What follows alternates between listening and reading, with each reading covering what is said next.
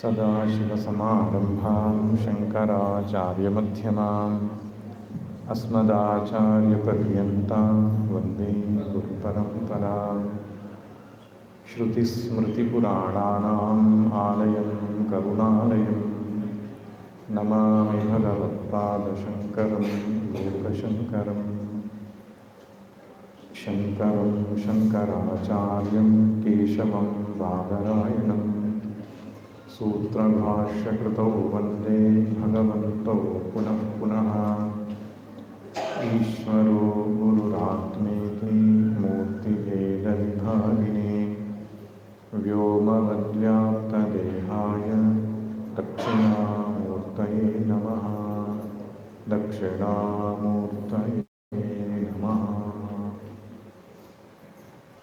ಓಂ ಪಾರ್ಥಾಯ ಪ್ರತಿಬೋಧಿತಾಂ ಭಗವತಾ ನಾರಾಯಣೇನ ಸ್ವಯಂ ವ್ಯಾಸೇನ ಗ್ರಥಿತಾಂ ಪುರಾಣಮುನಿನಾ ಮಧ್ಯೆ ಮಹಾಭಾರತಂ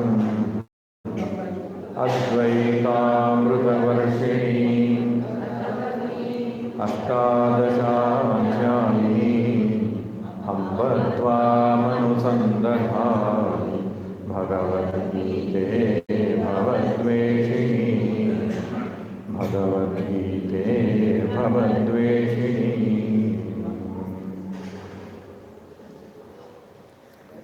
ಒಂದು ತತ್ವಪದವನ್ನು ನೋಡೋಣ. ಎಲ್ಲ ರೂಪವು ತಾನಂತೆ ಶಿವ ಎಲ್ಲೆಲ್ಲೂ ತುಂಬಿಹನಂತೆ. ಹೇಳ್ಬೋದಾ? ಶಿವ ಎಲ್ಲೆಲ್ಲೋ ತುಂಬಿಹನಂತೆ ಅಲ್ಲಲ್ಲರ ಸುತ ಗುಣಿಗಳ ತಿರುಗುವ ಕಳ್ಳರ ಕಣ್ಣಿಗೆ ಕಲ್ಲಂತೆ. ಅಲ್ಲಲ್ಲರ ಸುತ ಗುಣಿಗಳ ತಿರುಗುವ ಕಳ್ಳರ ಕಣ್ಣಿಗೆ ಕಲ್ಲಂತೆ. ಎಲ್ಲ ರೂಪವು ತಾನಂತೆ ಶಿವ ಎಲ್ಲೆಲ್ಲೂ ತುಂಬಿಹನಂತೆ.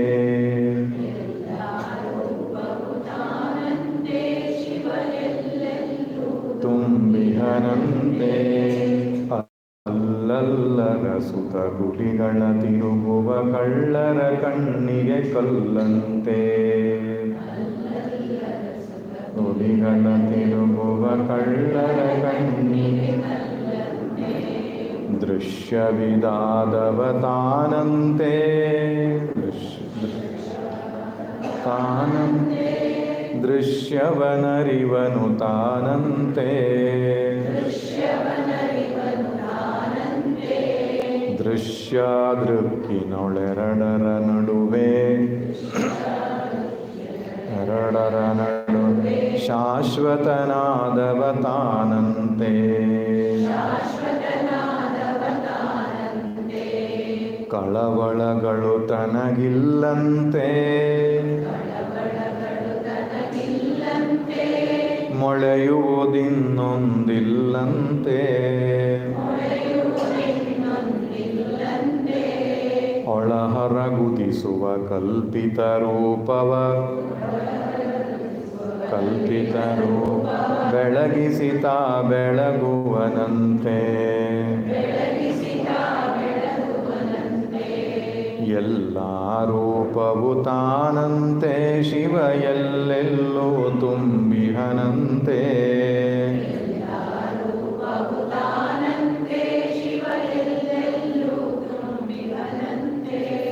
ಅಲ್ಲಲ್ಲರ ಸುತ ಗುಡಿಗಳ ತಿರುಗುವ ಕಳ್ಳರ ಕಣ್ಣಿಗೆ ಕಲ್ಲಂತೆ.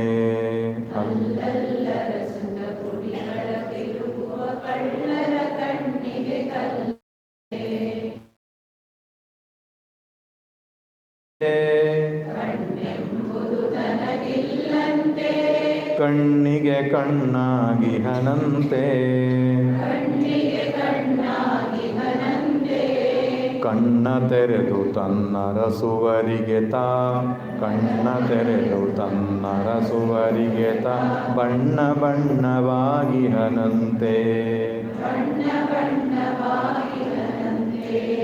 ಎಲ್ಲ ರೂಪವು ತಾನಂತೆ ಶಿವ ಎಲ್ಲೆಲ್ಲೂ ತುಂಬಿಹನಂತೆ.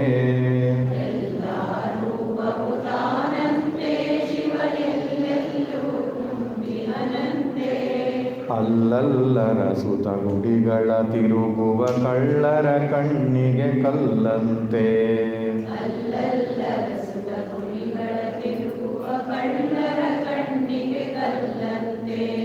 ಕಿಂಕರನಾದವ ತಾನಂತೆ ಶಂಕರನಾದವ ತಾನಂತೆ. ಮಂಕನು ಬಿಡಿಸುತ್ತ ಕಿಂಕರರಿಗೆ ಗುರು ಶಂಕರನಾದವ ತಾನಂತೆ.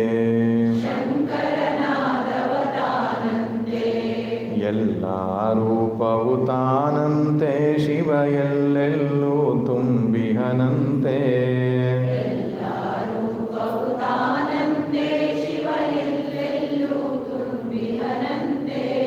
ಅಲ್ಲಲ್ಲರ ಸುತ ಗುಡಿಗಳ ತಿರುಗುವ ಕಳ್ಳರ ಕಣ್ಣಿಗೆ ಕಲ್ಲಂತೆ.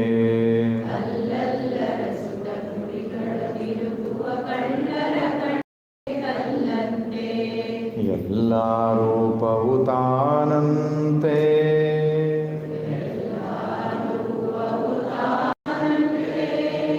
ಸದ್ಗುರುನಾಥ ಮಹಾರಾಜ ಕೀ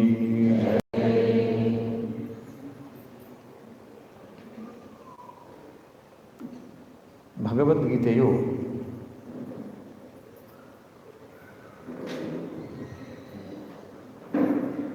ವೇದದ ಸಾರವಾಗಿದೆ ಎಂಬುದನ್ನು ನಾವು ಮೊದಲನೇ ದಿನ ನೋಡಿದ್ದೆವು.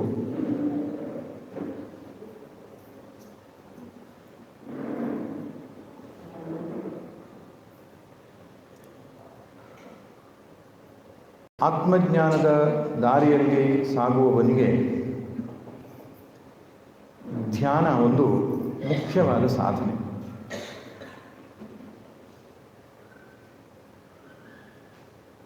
ಭಗವದ್ಗೀತೆಯಲ್ಲಿ ಅದನ್ನು ಯೋಗ ಎಂಬುದಾಗಿ ಕರೆದಿದ್ದಾನೆ ಕೃಷ್ಣ.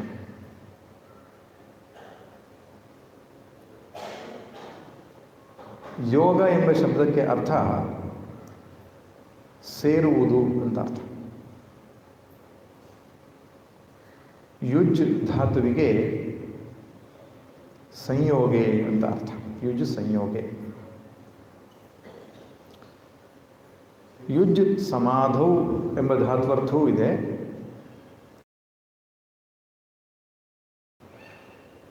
ಯುಜ್ ಸಂಯೋಗೆ ಅಂದರೆ ಈ ಜೀವಾತ್ಮನು ಪರಮಾತ್ಮನಲ್ಲಿ ಒಂದಾಗುವ ಪ್ರಕ್ರಿಯೆ ಅಂತ ಅರ್ಥ.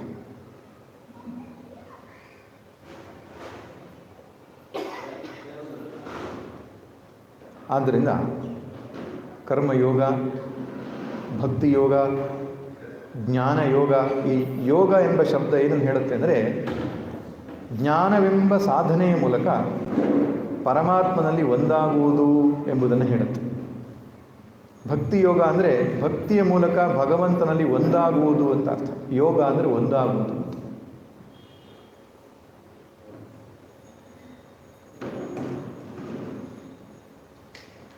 ಆದರೆ ಒಂದು ಪ್ರಶ್ನೆ ಬರ್ತದೆ, ಭಗವಂತನಲ್ಲಿ ಒಂದಾಗುವುದು ಅಂದರೆ ಅವನು ಇನ್ನೆಲ್ಲೋ ಇದ್ದಾನೆ, ಇಲ್ಲಿಲ್ಲ ಇನ್ನೆಲ್ಲೋ ಇದ್ದಾನೆ, ಅಲ್ಲಿಗೆ ಹೋಗಿ ಸೇರಿಕೊಳ್ಳುವುದು ಅಂತ ಅರ್ಥವ?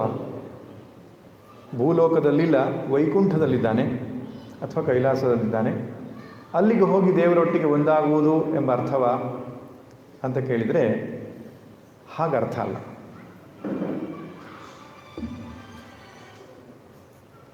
ಭಗವದ್ಗೀತೆಯ 6ನೇ ಅಧ್ಯಾಯದಲ್ಲಿ ಕೃಷ್ಣನೇ ಯೋಗದ ಡೆಫಿನಿಷನನ್ನು ಚೆನ್ನಾಗಿ ಕೊಡ್ತಾನೆ. ದುಃಖ ಸಂಯೋಗ ವಿಯೋಗಂ ಯೋಗ ಸಂಜ್ಞಿತಃ ಅಂತ ಹೇಳ್ತಾನೆ. ಯೋಗ ಎನ್ನುವ ಶಬ್ದಕ್ಕೆ ಭಗವದ್ಗೀತೆ ಕೊಡ್ತಕ್ಕಂತಹ ಅರ್ಥ ಏನಪ್ಪ ಅಂದರೆ ದುಃಖ ಸಂಯೋಗದಿಂದ ವಿಯೋಗವಾಗುವುದು ಅಂತ ಅರ್ಥ.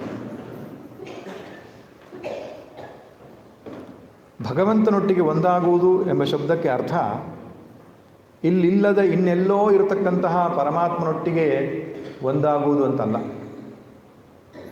ಈಗಾಗಲೇ ಎಲ್ಲ ಕಡೆ ತುಂಬಿಕೊಂಡಿರುವ ಪರಮಾತ್ಮನನ್ನು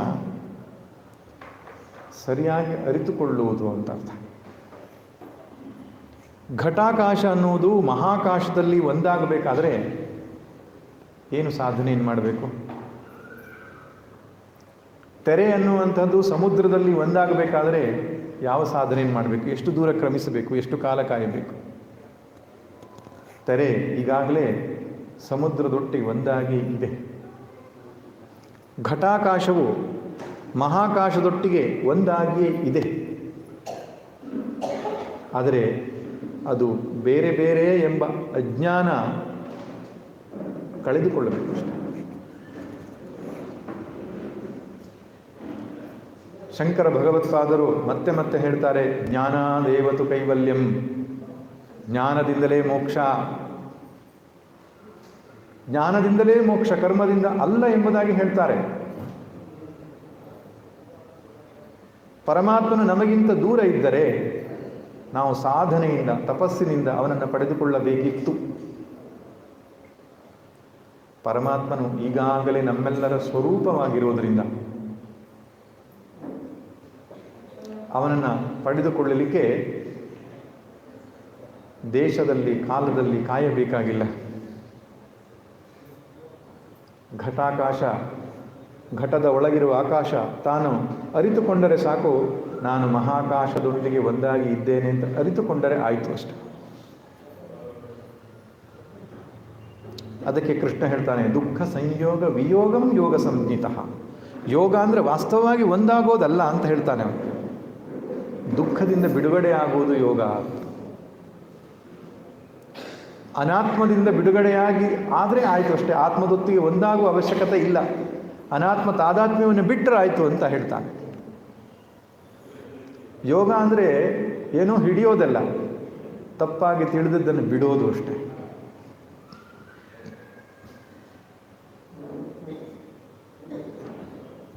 ಈಗಾಗಲೇ ಎಲ್ಲರೂ ಕೂಡ ನಿತ್ಯ ಶುದ್ಧ ಬುದ್ಧ ಮುಕ್ತ ಸ್ವರೂಪವಾದ ಆ ಆತ್ಮವೇ ಆಗಿದ್ದಾರೆ. ಅದಕ್ಕಿಂತ ಬೇರೆ ಯಾರೂ ಇನ್ನೇನೂ ಆಗಿಲ್ಲ. ಕೃಷ್ಣ ಹೇಳ್ತಾನೆ, ಊರ್ಧ್ವಮೂಲ ಮಧಶಾಖಂ. ನಮ್ಮೆಲ್ಲರ ಮೂಲ, ನಮ್ಮೆಲ್ಲರ ಆಧಾರ ಊರ್ಧ್ವ ಅಂದರೆ ಪರಮಾತ್ಮ. ನಮ್ಮ ಹತ್ರ ಕೆಲವರು ಬಂದು ಕೇಳ್ತಾರೆ, ಸ್ವಾಮೀಜಿ ನಿಮ್ಮ ಮೂಲ ಯಾವುದು? ಮೂಲ ಅಂದರೆ ನಿಮ್ಮ ಊರು ಯಾವುದು ಅಂತ ಅವ್ರ ಅರ್ಥ. ನಾನು ಹೇಳ್ತಾನೆ, ಊರ್ಧ್ವ ಮೂಲ ಅಧಕ್ಷಾಖ. ನಮ್ಮೆಲ್ಲರ ಮೂಲ ಒಂದೇ, ಅದು ಪರಮಾತ್ಮ.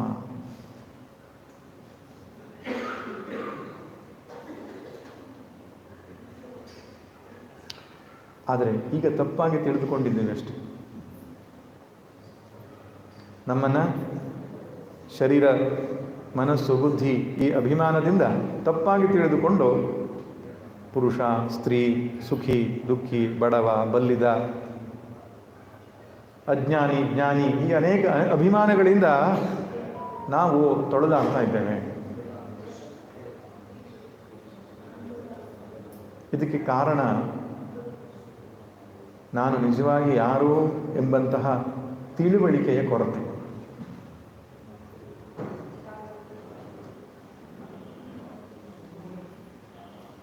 ಯಾವಾಗ ಸತ್ಯದ ತಿಳುವಳಿಕೆ ಬಂತು, ಆವಾಗ ಪರಮಾತ್ಮನೊಟ್ಟಿಗೆ ಒಂದಾದೆವು ಅಂತ ಅರ್ಥ. ಈಗಾಗಲೇ ಒಂದಾಗಿದ್ದೆವು, ಆದರೆ ಬೇರೆ ಬೇರೆ ಎಂಬ ಭ್ರಾಂತಿ ಉಂಟಾಗಿತ್ತು ನಮಗೆ. ಪರಮಾತ್ಮ ಬೇರೆ, ಜೀವಾತ್ಮ ಬೇರೆ ಎಂಬ ಭ್ರಾಂತಿ ಉಂಟಾಗಿತ್ತು.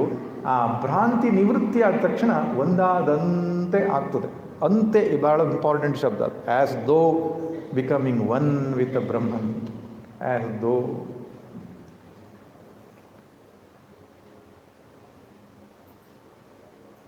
ಕರ್ಣ ಸೂತಪುತ್ರ ಅಂತ ಭಾವಿಸಿಕೊಂಡಿದ್ದ.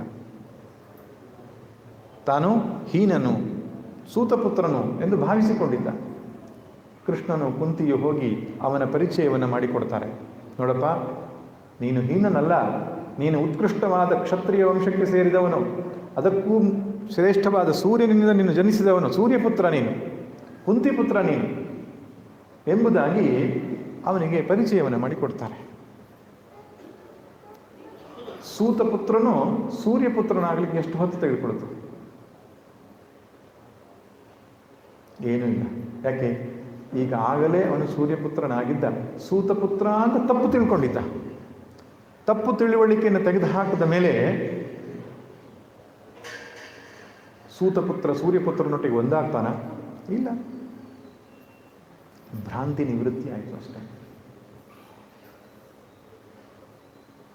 ಅದನ್ನೇ ಕೃಷ್ಣ ಯೋಗ ಅನ್ನೋ ಶಬ್ದದಲ್ಲಿ ಹೇಳ್ತಾನೆ. ದುಃಖ ಸಂಯೋಗವಾಗಿದೆ. ದುಃಖ ಅನ್ನೋ ಶಬ್ದಕ್ಕೆ ದೇಹ, ಮನಸ್ಸು, ಬುದ್ಧಿ, ಈ ಅನಾತ್ಮಕ್ಕೆ ದುಃಖ ಅಂತ ಕರೆದಿದ್ದಾರೆ. ಅನಾತ್ಮದೊಟ್ಟಿಗೆ ನಾವು ತಾದಾತ್ಮ್ಯವನ್ನು ಪಡ್ಕೊಂಡು ನಾನು ಶರೀರ, ನಾನು ಮನಸ್ಸು, ನಾನು ಬುದ್ಧಿ ಎಂಬಂತಹ ತಪ್ಪು ಅಭಿಮಾನವನ್ನು ಹೊಂದಿದ್ದೇವೆ. ಈ ಅನಾತ್ಮ ತಾದಾತ್ಮ್ಯವನ್ನು ಬಿಡುವುದಕ್ಕೆ ಹೆಸರು ಯೋಗ.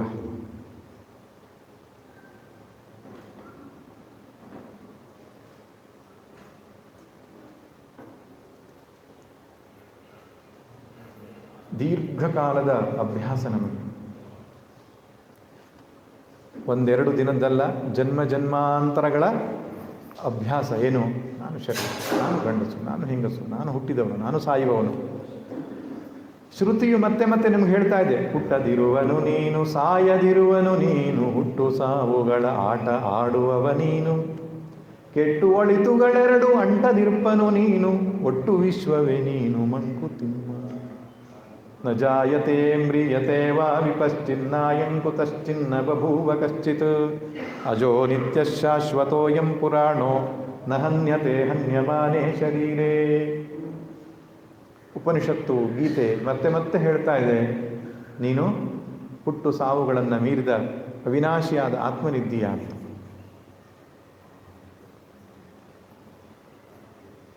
ಆದರೆ ನಮಗೇನಾಗ್ತದೆ, ಇಲ್ಲಿ ಕೇಳ್ತೇವೆ, ಚೆನ್ನಾಗಿದೆ ವಿಚಾರ ಅಂತಲೂ ಅನ್ನಿಸ್ತದೆ. ಆದರೆ ಮನೆಗೆ ಹೋದ ತಕ್ಷಣ ಮತ್ತೆ ಪುನಃ ನಾವು ಯಾವ ಒಂದು ಜೀವಾಭಿಮಾನವನ್ನು ಇಟ್ಟುಕೊಂಡ್ವಿ ಅದೇ ವ್ಯವಹಾರವನ್ನು ಕಂಟಿನ್ಯೂ ಮಾಡ್ತೇವೆ. ಅದಕ್ಕೆ ಒಬ್ಬರು ಹೇಳ್ತಾ ಇದ್ರು,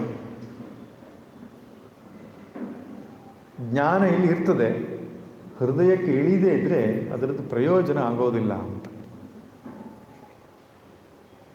ಅನಭ್ಯಾಸೇ ವಿಷಂ ವಿದ್ಯಾ ಅಜೀರ್ಣೇ ಭೋಜನಂ ವಿಷಂ ಅಂತ ಹೇಳ್ತಾರೆ. ವಿದ್ಯೆಯನ್ನು ಅಭ್ಯಾಸ ಮಾಡದೇ ಇದ್ರೆ ವಿಷ ಅಂತ. ಅಂದರೆ ನಾವು ಸುಮ್ಮನೆ ಓದಿದ್ರೆ ಸಾಕು, ಚೆನ್ನಾಗಿ ಅಭ್ಯಾಸ ಮಾಡಬೇಕು, ಅದು ನಮ್ಮದಾಗ್ತದೆ ಅವಾಗ. ಪುಸ್ತಕಸ್ಥ ವಿದ್ಯೆ ಅಲ್ಲ, ಮಸ್ತಕಸ್ಥ ವಿದ್ಯೆ ಆಗಬೇಕದು. ಹಾಗೆ ಉಂಡ ಆಹಾರ ಅನ್ನೋದು ಜೀರ್ಣ ಆದರೆ ದೇಹಕ್ಕೆ ಪುಷ್ಟಿ ಆಗ್ತದೆ, ದೇಹಕ್ಕೆ ಶಕ್ತಿ ಬರ್ತದೆ. ಕೆಲವರಿಗೆ ಒಮ್ಮೊಮ್ಮೆ ಉಂಡ ಆಹಾರ ಜೀರ್ಣ ಆಗಲ್ಲ, ಅಜೀರ್ಣವಾದ ಆಹಾರದಿಂದ ತಿಂತಾರೆ ಚೆನ್ನಾಗಿ, ಆದರೆ ಏನು ಎನರ್ಜಿ ಇಲ್ಲ ಬಾಡಿಯಲ್ಲಿ. ಯಾಕೆ? ಜೀರ್ಣವೇ ಆಗಲ್ಲ, ಡೈಜೆಸ್ಟಿವ್ ಸಿಸ್ಟಮ್ ಫೇಲ್ ಆಗಿದೆ. ಹಾಗೆ ನಾವು ಗ್ರಹಿಸಿದಂತಹ ಜ್ಞಾನ ನಮ್ಮ ಹೃದಯಕ್ಕೆ ಇಳಿದು ನಮ್ಮ ಜೀವನದಲ್ಲಿ ನಮ್ಮ ಸ್ವಭಾವವಾಗಿ, ನಮ್ಮ ಗುಣಗಳಾಗಿ ಅದು ಅಭಿವ್ಯಕ್ತವಾದರೆ ಮಾತ್ರವೇ ನಮಗೆ ಅದರಿಂದ ಪ್ರಯೋಜನ. ಇಲ್ಲದಿದ್ದರೆ ಏನಾಗ್ತದೆ? ಮನೆಯವರು ಹೇಳ್ತಾ ಇರ್ತಾರೆ, ನೀನು ಅಷ್ಟೆಲ್ಲ ಪ್ರವಚನ ಕೇಳ್ಕೊಂಡು ಬರೋದು ಒಂದೇ, ನಾವು ಮನೆಯಲ್ಲಿರೋದು ಒಂದೇ. ಏನಾದರೂ ಚೇಂಜಸ್ ಆಗಿದೆಯಾ? ಇಷ್ಟೆಲ್ಲ ಪ್ರವಚನಕ್ಕೆ ಹೋಗಿದ್ಯಾ ನೀನು?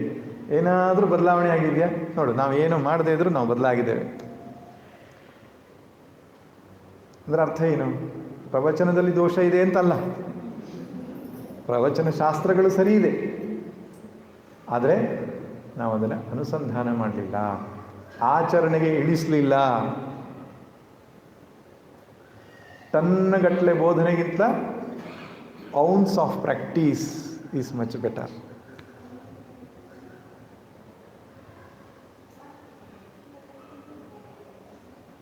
ಜ್ಞಾನ ಅನ್ನುವಂಥದ್ದು ನಮ್ಮ ಇಮೋಷನಲ್, ಭಾವನಾತ್ಮಕವಾದಂತಹ ಭಾಗದಲ್ಲಿ ಬದಲಾವಣೆಯನ್ನು ತರಬೇಕದು. ಬಂಧನ ಇರುವಂಥದ್ದು ಭಾವನೆಯಲ್ಲಿ. ನಮಗೆ ಈ ಫಿಸಿಕಲ್ ಭೌತಿಕವಾದ ವಸ್ತುಗಳು ನಮಗೇನು ತೊಂದರೆ ಕೊಟ್ಟಿಲ್ಲ, ಭಾವನೆಗಳ ಮಧ್ಯೆ ಸಮಸ್ಯೆ ಇರೋದು, ಮನುಷ್ಯರ ಮಧ್ಯೆ ಸಮಸ್ಯೆ ಇರೋದು. ಇನ್ನೊಬ್ರು ಯಾರೋ ಏನೋ ಹೇಳಿದ್ರು, ಮನಸ್ಸಿಗೆ ಬೇಜಾರಾಯಿತು, ನಾನು ಇಚ್ಛೆ ಪಟ್ಟಂತೆ ಆಗಲಿಲ್ಲ, ಮನಸ್ಸಿಗೆ ಬೇಜಾರಾಗೋದು, ಮನಸ್ಸಿಗೆ ದುಃಖ ಆಗೋದು, ಇದು ಹೋಗಬೇಕು. ಇದು ಜ್ಞಾನದಿಂದ ಸಾಧ್ಯ. ಆದರೆ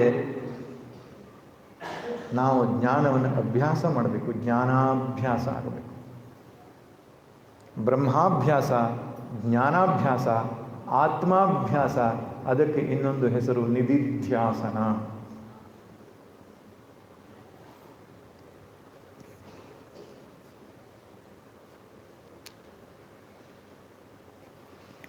ಬರೀ ಕೇಳಿದ ಮಾತ್ರಕ್ಕೆ ಸಾಕಾಗೋಲ್ಲ. ಸಾಕಾಗ್ತಿತ್ತು, ಹಿಂದೆಲ್ಲ ಸಾಕಾಗ್ತಿತ್ತು. ನಚಿಕೇತನಿಗೆ, ಶ್ವೇತಕೇತುವಿಗೆ, ಹೀಗೆ ಉಪನಿಷತ್ ಕಾಲದಲ್ಲಿರ್ತಕ್ಕಂಥ ಶಿಷ್ಯರಿಗೆ ಕೇವಲ ಶ್ರವಣ ಮಾತ್ರದಿಂದಲೇ ಜೀವನ್ಮುಕ್ತಿ ಆಗ್ತಿತ್ತು. ಆದರೆ ಕಲಿಯುಗದಲ್ಲಿ ಏನಾಗಿದೆ ಅಂದರೆ ನಮ್ಮದೆಲ್ಲ ಸ್ವಲ್ಪ ಬ್ಯಾಕ್ ಡೋರ್ ಎಂಟ್ರಿ. ವೇದಾಂತಕ್ಕೆ ನಾವೆಲ್ಲ ಹಿಂಬಾಗಿಲಿಂದ ಬಂದವರು. ಅವರೆಲ್ಲ ಕರ್ಮೋಪಾಸನೆಗಳನ್ನು ಮಾಡಿ ಸಾಧನ ಚತುಷ್ಟಯ ಸಂಪತ್ತಿಯನ್ನು ಗಳಿಸಿಕೊಂಡು ಗುರುವಿನ ಬಳಿ ಸಾರಿ ಜ್ಞಾನವನ್ನು ಪಡಿತಾ ಇದ್ರು. ಜ್ಞಾನದಿಂದಲೇ ಮೋಕ್ಷವಾಗ್ಬಿಡ್ತಿತ್ತು ಅವರಿಗೆ. ನಾವು ಕರ್ಮ ಉಪಾಸನೆಯನ್ನು ಸಾಕಷ್ಟು ಮಾಡಲಿಲ್ಲ. ಅದಕ್ಕೆ ಏನಾಗ್ತದೆ, ನಮಗೆ ಜ್ಞಾನ ಆದಮೇಲೂ ಕೂಡ ನಿಧಿಧ್ಯಾಸನದ ಅವಶ್ಯಕತೆ ಇರ್ತದೆ.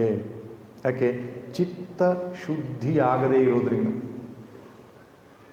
ಚಿತ್ತಶುದ್ಧಿ ಆಗದೇ ಇದ್ದರೆ ತತ್ವಜ್ಞಾನ ಮತ್ತು ಜ್ಞಾನ ನಿಷ್ಠೆ ಉಂಟಾಗೋದಿಲ್ಲ. ತತ್ವ ಸಾಕ್ಷಾತ್ಕಾರ ಚಿತ್ತಶುದ್ಧಿ ನಹುದು, ಚಿತ್ತಶೋಧನೆ ಮತಿ ಚಮತ್ಕಾರವಲ್ಲ. ಮತಿ ಚಮತ್ಕಾರವಲ್ಲ, ಅದಕ್ಕೆ conscious practice is required. Long term practice is required.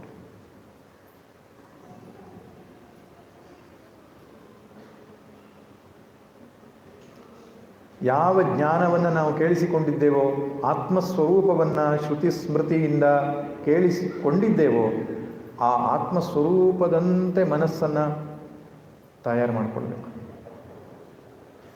ಶ್ರುತಿ ನಮ್ಗೆ ಹೇಳುತ್ತೆ, ನೀನು ಹುಟ್ಟು ಸಾವುಗಳನ್ನು ಮೀರಿದವನು. ಅದು ನಮ್ಗೆ ಅನಿಸ್ತಾ ಇರ್ತದೆ, ನಾನು ಹುಟ್ಟುವವನು ಸಾಯುವನು. ಶ್ರುತಿ ಹೇಳುತ್ತೆ, ಅಭಯಂ ವೈ ಜನಕ ಪ್ರಾಪ್ತೋಸಿ, ಅಭಯವನ್ ಸ್ವರೂಪನ ನಾನು, ನಿರ್ಭಯತೆ ನನ್ನ ಸ್ವರೂಪ, ನನಗೆ ಭಯ ಆಗ್ತಾ ಇರ್ತದೆ. ಶ್ರುತಿ ಹೇಳುತ್ತೆ, ನೀನು ಆನಂದ ಸ್ವರೂಪ, ದುಃಖ ಉಂಟಾಗ್ತಾ ಇರ್ತದೆ. ಶ್ರುತಿ ಹೇಳುತ್ತೆ, ನೀನು ಶಾಂತ ಸ್ವರೂಪ, ಶಾಂತಂ ಶಿವಂ ಅದ್ವೈತಂ ಚತುರ್ಥಂ ಮನ್ಯಂತೆ. ನಾವು ಅಶಾಂತ ಸ್ವರೂಪರಾಗಿರ್ತೇವೆ. ಶ್ರುತಿ ಹೇಳುವ ಆತ್ಮಸ್ವರೂಪಕ್ಕೂ ನಮ್ಮ ವರ್ತನೆಗೂ ಈ ಡಿಫರೆನ್ಸ್, ಗಲ್ಫ್ ಅಂತ ಹೇಳ್ತಾರಲ್ಲ, ಆ ಒಂದು ಡಿಫರೆನ್ಸ್ ಏನಿದೆ ಅದು ಹೋಗಬೇಕು. ಶ್ರುತಿ ಆತ್ಮಸ್ವರೂಪವನ್ನು ಹೇಗೆ ವರ್ಣಿಸಿದೆಯೋ ಹಾಗೆ ನನ್ನ ತಾದಾತ್ಮ್ಯವಿರಬೇಕು, ನನ್ನ ಸ್ವಭಾವ ಇರಬೇಕು, ನನ್ನ ವರ್ತನೆ ಇರಬೇಕು. ಒಂದ್ಸಲ ಹಾಗೆ ಆಯ್ತಂತೆ. ಈ ನಾಪಿತರು ಎಲ್ಲ ಸೇರಿಕೊಂಡು ಒಂದು ಡ್ರಾಮಾ ಮಾಡಿದ್ರಂತೆ. ನಾಪಿತರು ಅನ್ನೋದು ಅರ್ಥ ಆಯ್ತಲ್ಲ, ಕ್ಷೌರಿಕರು ಅಥವಾ ಸವಿತಾ ಸಮಾಜ ಅಂತ ಕರೀತಾರೆ. ಅವರೊಂದು ನಾಟಕ ಮಾಡಿದ್ರು. ಏನು ನಾಟಕ? ರಾಮಾಯಣದ ನಾಟಕ. ಅಲ್ಲಿ ಪ್ರಸಂಗ ಯಾವುದಪ್ಪ ಅಂತ ಹೇಳಿದರೆ, ದಶರಥ ಕೂತ್ಕೊಂಡಿದ್ದಾನೆ, ಪಕ್ಕದಲ್ಲಿ ಯುವಕರಾದ ರಾಮಲಕ್ಷ್ಮಣರಿದ್ದಾರೆ. ವಿಶ್ವಾಮಿತ್ರ ಋಷಿಗಳು ಬಂದು ಯಜ್ಞ ಸಂರಕ್ಷಣೆಗಾಗಿ ಬಾಲಕರಾದ ರಾಮಲಕ್ಷ್ಮಣರನ್ನು ಕರೆದುಕೊಂಡು ಹೋಗಬೇಕು. ಪ್ರಸಂಗ. ವಿಶ್ವಾಮಿತ್ರರು ದೊಡ್ಡ ಗಡ್ಡ ಬಿಟ್ಟಿದ್ದಾರೆ. ಅವರು ದಶರಥನ ಆಸ್ಥಾನದೊಳಗಡೆ ಬಂದರು. ವಿಶ್ವಾಮಿತ್ರರು ಬರ್ತಾ ಇದ್ದಾಗಲೇ ದಶರಥ ಕೆಳಗಡೆ ಇಳಿದು ಬಂದ, ಸಿಂಹಾಸನದಿಂದ ಕೆಳಗಿಳಿದು ಬಂದ. ನೆನಪಿರಲಿ, ಅವರೆಲ್ಲರೂ ಕೂಡ ಅದೇ ಕ್ಷೌರ ವೃತ್ತಿಯನ್ನು ಮಾಡುವವರು, ಎಲ್ಲರೂ ಕೂಡ ನಾಟಕದಲ್ಲಿ ಭಾಗವಹಿಸುವ ಪ್ರತಿಯೊಂದು ಪಾತ್ರಧಾರಿಗಳು ಕೂಡ. ಬಂದ ತಕ್ಷಣ ಹೇಳ್ತಾನೆ, ಬನ್ನಿ ವಿಶ್ವಾಮಿತ್ರರೇ ಕುಳಿತುಕೊಳ್ಳಿ ಅಂತ ಹೇಳಿದಂತೆ. ಕುಳಿತುಕೊಳ್ಳಿ ಅಂತ ಹೇಳಿದ ತಕ್ಷಣ ಅವನಿಗೆ ಅಲ್ಲಿ ಅಭ್ಯಾಸ, ಅಂಗಡಿಯಲ್ಲಿ ಕಟ್ಟಿಂಗ ಶೇವಿಂಗ ಅಂತ ಕೇಳಿ. ವಿಶ್ವಾಮಿತ್ರರೇ ಕುಳಿತುಕೊಳ್ಳಿ, ಕಟ್ಟಿಂಗ ಶೇವಿಂಗ ಅಂತ ಕೇಳಿದ.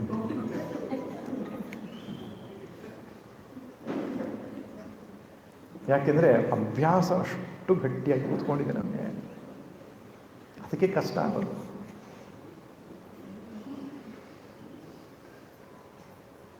ಕಾನ್ಷಿಯಸ್ ಆಗಿ ಎಚ್ಚರಿಕೆಯಿಂದ ಈ ಅಭ್ಯಾಸವನ್ನು ಕಳಚಿಕೊಳ್ಳುವ ಪ್ರಯತ್ನವನ್ನು ಮಾಡಬೇಕು. ಅದಕ್ಕೆ ಧ್ಯಾನ. ಮೆಡಿಟೇಷನ್ ಅಂತ ಹೇಳಿದ್ರೆ ಏನರ್ಥ? ಕಣ್ಣು ಮುಚ್ಕೊಂಡು ಮನಸ್ಸನ್ನು ಸೈಲೆಂಟ್ ಮಾಡೋದಲ್ಲ. ಕಣ್ಣು ಮುಚ್ಚಿಕೊಂಡು ಕುಳಿತುಕೊಂಡು ಆತ್ಮಸ್ವರೂಪವನ್ನು ಚಿಂತಿಸುವುದು.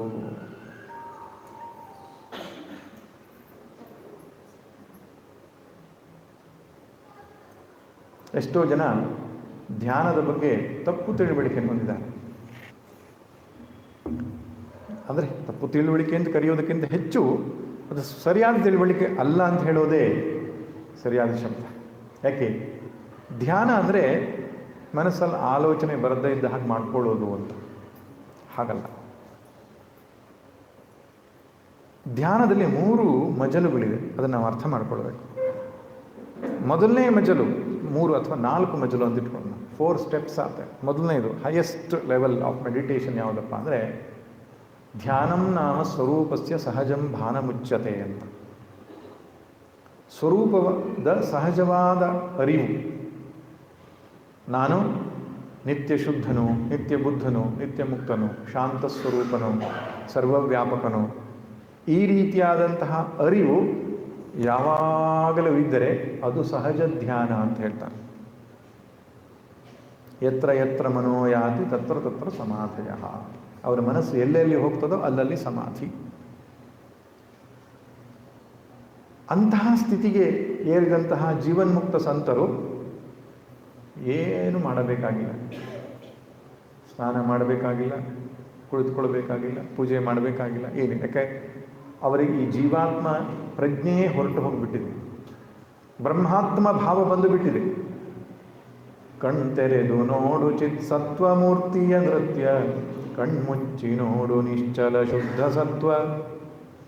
ಉನ್ಮುಖನು ನೀನೆರಡು ಜಗಕ್ಕೆ ಮಿರುತಿರಲಾಗ, ಹೃನ್ಮಧ್ಯದಲ್ಲಿ ಶಾಂತಿ ಮಂಕುತಿಮ್ಮ. ಕಣ್ ತೆರೆದು ನೋಡಿದರೆ ನಾನೇ, ಕಣ್ಮುಚ್ಚಿ ನೋಡಿದರೂ ನಾನೇ. ಅದಕ್ಕೆ ಸಹಜ ಸಮಾಧಿ ಅಂತ ಹೇಳ್ತಾರೆ. ಅದು ಉನ್ನತವಾದ ಸ್ಥಿತಿ. ಅಲ್ಲಿ ಮಾಡಲಿಕ್ಕೇನಿಲ್ಲ, ಇರೋದಷ್ಟೇ.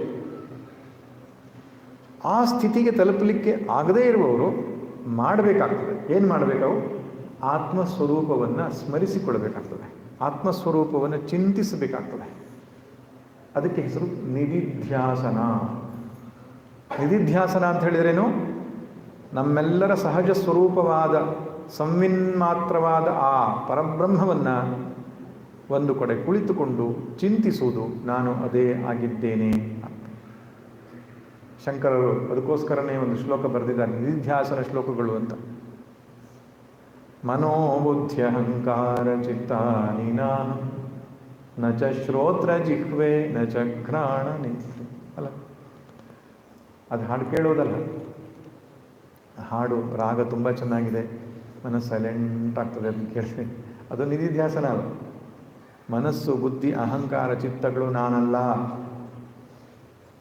ಅನ್ನುವಂಥದ್ದನ್ನು ಚಿಂತನೆ ಮಾಡುವಂಥದ್ದು. ನಾನು ಯಾಕಲ್ಲ ಅದನ್ನು ಸಮರ್ಥನೆ ಮಾಡುವಂಥದ್ದು. ಈ ರೀತಿ ನಿಧಿಧ್ಯಾಸನ ಮಾಡುವುದಕ್ಕೆ ಶ್ರವಣ ಮತ್ತು ಮನನ ದೀರ್ಘಕಾಲ ಆಗಿರಬೇಕು. ವೇದಾಂತ ಶ್ರವಣ ಮನನ ಆದವರಿಗೆ ಮಾತ್ರ ಆತ್ಮಸ್ವರೂಪವನ್ನು ಧ್ಯಾನ ಮಾಡಲಿಕ್ಕಾಗುತ್ತದೆ. ಅದಕ್ಕೆ ನಿಧಿಧ್ಯಾಸನ ಅಂತ ಹೇಳ್ತಾರೆ. ಇದು 2ನೇ ಹಂತದ ಧ್ಯಾನ. 3ನೇ ಹಂತದ ಧ್ಯಾನ ನಿಧಿಧ್ಯಾಸನಕ್ಕಿಂತ ಸ್ವಲ್ಪ ಕೆಳಗೆ. ಅದಕ್ಕೆ ವೇದಾಂತದಲ್ಲಿ ಉಪಾಸನೆ ಅಂತ ಹೇಳ್ತಾರೆ. ನಿಧಿಧ್ಯಾಸನದಲ್ಲಿ ನಿರ್ಗುಣ ಬ್ರಹ್ಮವನ್ನು, ಆತ್ಮತತ್ವವನ್ನು ನಾವು ಚಿಂತಿಸ್ತೇವೆ. ಉಪಾಸನೆಯಲ್ಲಿ ಸಗುಣ ಬ್ರಹ್ಮದ ಚಿಂತನೆಯನ್ನು ಮಾಡ್ತೇವೆ. ಸಗುಣ ಬ್ರಹ್ಮ ಅಂದ್ರೇನು? ಒಂದು ರೂಪ, ಒಂದು ನಾಮ ಇರತಕ್ಕಂತಹ ಪರಮಾತ್ಮನ ಒಂದು ಧ್ಯೇಯ. ಹಿಂದೆಲ್ಲ ಉಪಾಸನೆ ಅಂದರೆ ಶಾಂಡಿಲ್ಯ ಉಪಾಸನೆ, ಹಾರ್ದ ಬ್ರಹ್ಮ ಉಪಾಸನೆ, ಓಂಕಾರ ಉಪಾಸನೆ, ಹಿರಣ್ಯಗರ್ಭ ಉಪಾಸನೆ, ಈ ರೀತಿ ಉಪಾಸನೆ ಇರ್ತಿತ್ತು ಉಪನಿಷತ್ ಕಾಲದಲ್ಲಿ. ಇವತ್ತು ಋಷಿಗಳ ನಮ್ಮ ಮೇಲೆ ಕೃಪೆ ಮಾಡಿ ರಾಮ, ಕೃಷ್ಣ, ಗಣಪತಿ, ಶಿವ ಈ ರೀತಿಯಾದ ರೂಪಗಳನ್ನು ಕೊಟ್ಟಿದ್ದಾರೆ.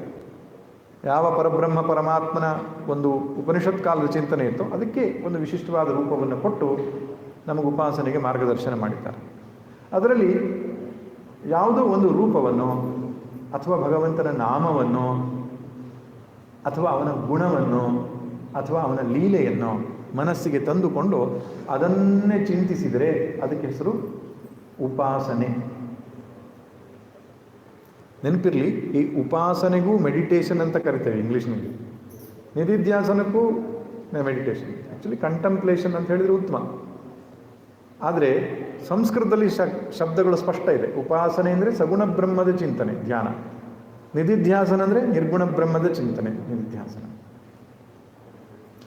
ಇದು ಒಂದು ರೀತಿಯ ಧ್ಯಾನ. ಇದು ಆಗಲಿಲ್ಲ ಅನ್ನುವವರಿಗೆ ಮನಸ್ಸನ್ನು ಪ್ರಶಾಂತ ಮಾಡುವ ಕೆಲವು ಉಪಾಯಗಳಿವೆ. ಅದನ್ನು ಇಂಗ್ಲೀಷಲ್ಲಿ ಹೇಳೋದಾದರೆ ರಿಲ್ಯಾಕ್ಸೇಷನ್ ಮೆಡಿಟೇಷನ್, ವ್ಯಾಲ್ಯೂ ಮೆಡಿಟೇಷನ್, ಆಮೇಲೆ ಮನಸ್ಸನ್ನು ಪ್ರಶಾಂತ ಮಾಡುವ ಧ್ಯಾನ, ಮನಸ್ಸನ್ನು ಎಕ್ಸ್ಪಾಂಡ್ ಮಾಡುವ ಎಕ್ಸ್ಪಾನ್ಷನ್ ಮೆಡಿಟೇಷನ್. ಹೀಗೆ ಇವೆಲ್ಲ ರಿಲ್ಯಾಕ್ಸೇಷನ್ ಟೆಕ್ನಿಕ್ಸ್. ಉಸಿರಾಟದ ಮೇಲೆ ಮನಸ್ಸನ್ನು ನಿಲ್ಲಿಸೋದು, ಉಸಿರು ತೆಗೆದುಕೊಳ್ಳೋದು, ಉಸಿರು ಬಿಡುವುದು, ಇದರ ಮೇಲೆ ಮನಸ್ಸನ್ನು ನಿಲ್ಲಿಸಿದಾಗ ಸ್ವಲ್ಪ ಹೊತ್ತಿಗೆ ಮನಸ್ಸು ಪ್ರಶಾಂತವಾಗ್ತದೆ. ಇವೆಲ್ಲ ಮನಸ್ಸನ್ನು ಪ್ರಶಾಂತ ಮಾಡುವಂತಹ ಉಪಾಯಗಳು. ಆರಂಭದಲ್ಲಿ ಇದನ್ನು ನಾವು ಬಳಸಬಹುದು.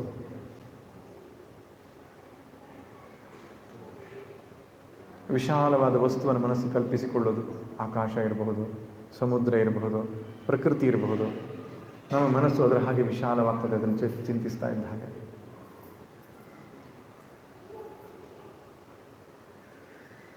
ಈ ಎಲ್ಲ ಮಾರ್ಗದಿಂದ ಮನಸ್ಸನ್ನು ಪ್ರಶಾಂತವಾಗಿ ಇಟ್ಟುಕೊಳ್ಳಿಕ್ಕೆ ಸಾಧ್ಯ ಇದೆ.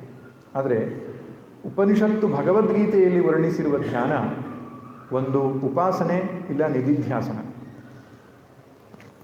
ಭಗವದ್ಗೀತೆಯ 6ನೇ ಅಧ್ಯಾಯದಲ್ಲಿ ಕೃಷ್ಣ ಈ ನಿಧಿಧ್ಯಾಸನವನ್ನು ಸರಿಯಾಗಿ ಮಾಡುವುದು ಹೇಗೆ ಎನ್ನುವುದನ್ನು ವರ್ಣಿಸಿದ್ದಾನೆ. ಮೆಡಿಟೇಷನ್ನಿಗೆ ಸಂಬಂಧಪಟ್ಟ ಹಾಗೆ ಅತ್ಯಂತ ಪ್ರಾಮಾಣಿಕವಾದ ಮುಖ್ಯವಾದ ಮಾಹಿತಿ ನಿಮಗೆ ಬೇಕು ಅಂದರೆ ನೀವೆಲ್ಲೂ ಹುಡುಕೋದು ಬೇಡ. ಭಗವದ್ಗೀತೆ 6ನೇ ಅಧ್ಯಾಯ ಓದಿ ಸಾಕು. ಮೆಡಿಟೇಷನ್ನಿಗೆ ಬೇಕಾದ ಎಲ್ಲ ಇನ್ಫಾರ್ಮೇಷನ್ ನಿಮಗೆ ಸಿಗ್ತದೆ. ಆದರೆ ಇಲ್ಲಿ ಹೇಳಿದ್ದು ಆತ್ಮದ ಮೇಲೆ ಮನಸ್ಸನ್ನು ನಿಲ್ಲಿಸಲಿಕ್ಕೆ. ಆತ್ಮ ಸಂಸ್ಥಂ ಮನಃಕೃತ್ವ ನ ಕಿಂಚಿದಪಿ ಚಿಂತೆಯೇತ್ ಅಂತ ಹೇಳ್ತಾನೆ. ಮನಸ್ಸನ್ನು ಆತ್ಮದಲ್ಲಿ ನಿಲ್ಲಿಸು, ಇನ್ನೇನನ್ನೂ ಯೋಚಿಸಬೇಡ ಅನ್ನೋದಾಗಿ ಕೃಷ್ಣ ಹೇಳಿದ್ರಿಂದ ಇದು ನಿಧಿಧ್ಯಾಸನ, ಉಪಾಸನೆ ಅಲ್ಲ. ಆದರೆ ಇಲ್ಲಿ ಹೇಳಿರುವ ಟೆಕ್ನಿಕ್ಗಳನ್ನು ಬಳಸಿಕೊಂಡು ನಾವು ಸಗುಣ ಧ್ಯಾನವನ್ನು ಮಾಡಬಹುದಾಗಿದೆ. ಯಾರು ಈಗಾಗಲೇ ವೇದಾಂತ ಶ್ರವಣ ಮನನ ಮಾಡಿದ್ದಾರೋ ಅವರಿಗೆ ನಿಧಿಧ್ಯಾಸನ ಸಾಧ್ಯ. ಯಾರು ಮಾಡಿಲ್ಲವೋ ಅವರಿಗೆ ಸಗುಣ ಬ್ರಹ್ಮದ ಮೇಲೆ ಧ್ಯಾನ ಮಾಡುವುದು ಸೂಕ್ತ.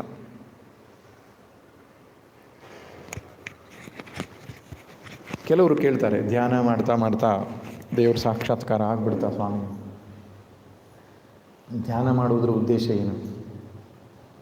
ಸ್ಪಷ್ಟವಾಗಿ ತಿಳಿದಿರಲಿ, ಧ್ಯಾನದ ಉದ್ದೇಶ ದೇವರ ಸಾಕ್ಷಾತ್ಕಾರ ಮಾಡಿಕೊಳ್ಳೋದು ಅಲ್ಲ, ಚಿತ್ತಶುದ್ಧಿ ಮಾಡಿಕೊಳ್ಳೋದು. ಯೋಗ ಆತ್ಮ ವಿಶುದ್ಧಯೇ.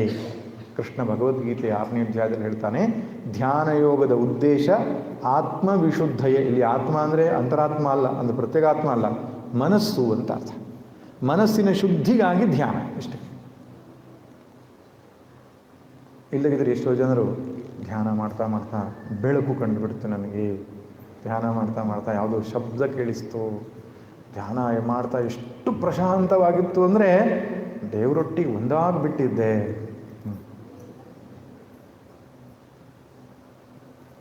ಬುದ್ಧ ಬೋಧಿ ವೃಕ್ಷದ ಅಡಿಯಲ್ಲಿ ಕುಳಿತುಕೊಂಡು ಧ್ಯಾನ ಮಾಡಿ ಅವನಿಗೆ ಜ್ಞಾನೋದಯವಾಯ್ತಂತಲ್ಲ, ಹಾಗೇ ಕಣ್ಮುಚ್ಕೊಂಡು ಕೂತ್ಕೊಂಡ್ರೆ ಒಂದು ದಿನ ಜ್ಞಾನೋದಯ ನನಗೂ ಆಗ್ತದ?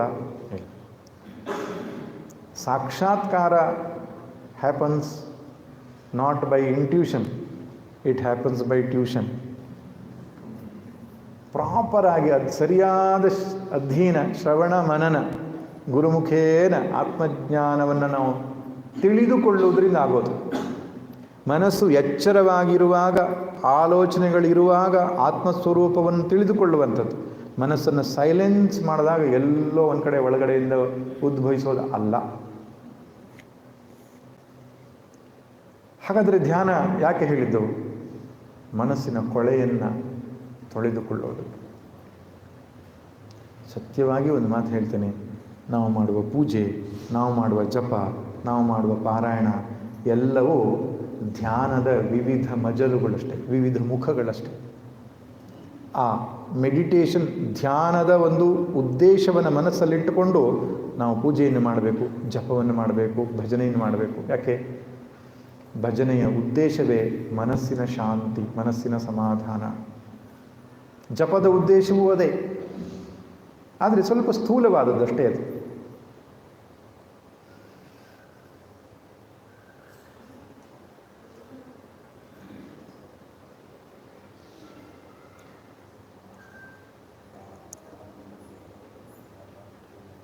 ಮನಸ್ಸಿಗೆ ಅತ್ಯಂತ ಪವಿತ್ರವಾದ, ಶುದ್ಧವಾದ, ಶ್ರೇಷ್ಠವಾದ ವಸ್ತುವಿನ ಸಂಪರ್ಕಕ್ಕೆ ತರಬೇಕು ನಾವು. ಜಗತ್ತಿನಲ್ಲಿ ಅತ್ಯಂತ ಪವಿತ್ರವಾದದ್ದು ಯಾವುದಂದರೆ ಭಗವಂತ, ಪರಮಾತ್ಮ. ಆ ಪರಮಾತ್ಮನ ಚಿಂತನೆಯಲ್ಲಿಯೇ ಮನಸ್ಸನ್ನು ತೊಡಗಿಸುವಂಥದ್ದು ಇದು ಧ್ಯಾನ. ಕೆಲವರಿಗೆ ಕಣ್ಣು ಮುಚ್ಚಿಕೊಂಡು ಮಾಡಲಿಕ್ಕೆ ಆಗಲ್ಲ, ಅಂಥವ್ರಿಗೆ ಕಣ್ಣು ತೆರೆದು ಮಾಡಿಯಪ್ಪ, ಪೂಜೆ ಮಾಡಿಯಪ್ಪ ಅಂತ ಹೇಳುತ್ತೆ. ಪೂಜೆಯೂ ಒಂದು ಧ್ಯಾನವೇ, ಆದರೆ ಒಂದು ಸ್ಥೂಲ ರೂಪವಾದ ಧ್ಯಾನ ಅಷ್ಟೆ. ಕಣ್ಣು ಮುಚ್ಚಿಕೊಂಡು ಭಗವಂತನನ್ನು ನಮ್ಮ ಹೃದಯದ ಕಮಲದ ಮಧ್ಯೆ ಅಥವಾ ಭ್ರೂ ಮಧ್ಯದಲ್ಲಿ ಅಥವಾ ಸಹಸ್ರಾರ ಚಕ್ರದಲ್ಲಿ ಆ ಭಗವತ್ ಸ್ವರೂಪವನ್ನು ಕಲ್ಪಿಸಿಕೊಂಡು ಅದನ್ನೇ ಧ್ಯಾನಿಸುವಂಥದ್ದೇನಿದೆ ಉಪಾಸನೆ. ಅಸಂಗೋಹಂ ಅಸಂಗೋಹಂ ಅಸಂಗೋಹಂ ಪುನಃ ಪುನಃ. ನಾನು ಅಸಂಗನಾದ ಆತ್ಮನಿದ್ದೇನೆ, ಈ ರೀತಿಯಾಗಿ ಯೋಚನೆ ಮಾಡಿದರೆ ನಿಧಿಧ್ಯಾಸನ.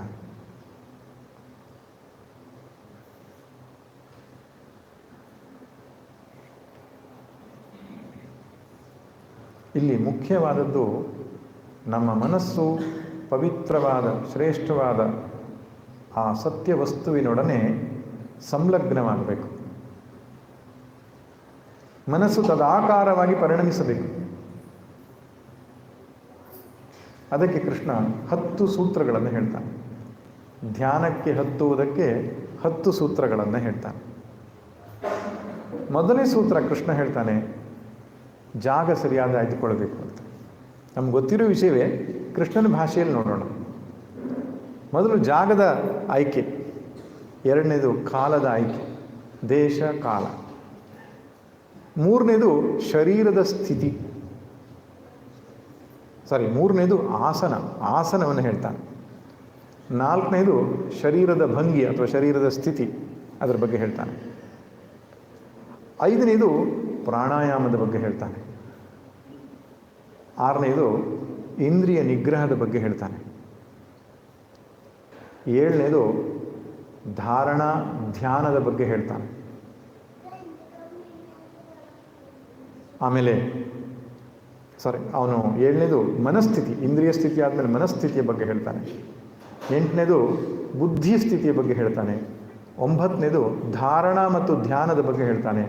10ನೇದು ಸಮಾಧಿಯ ಬಗ್ಗೆ ಹೇಳ್ತಾನೆ. ಈ 10 ವಿಷಯಗಳನ್ನು ತಿಳಿದುಕೊಂಡವನಿಗೆ ಧ್ಯಾನ ಹತ್ತೋದಕ್ಕೆ ಸುಲಭ ಆಗ್ತದೆ. ಹಾಗಾದರೆ ಕೃಷ್ಣನ ಭಾಷೆಯಲ್ಲಿ ಏನೇನು ಹೇಳಿದ್ದಾನೆ ನೋಡೋಣ.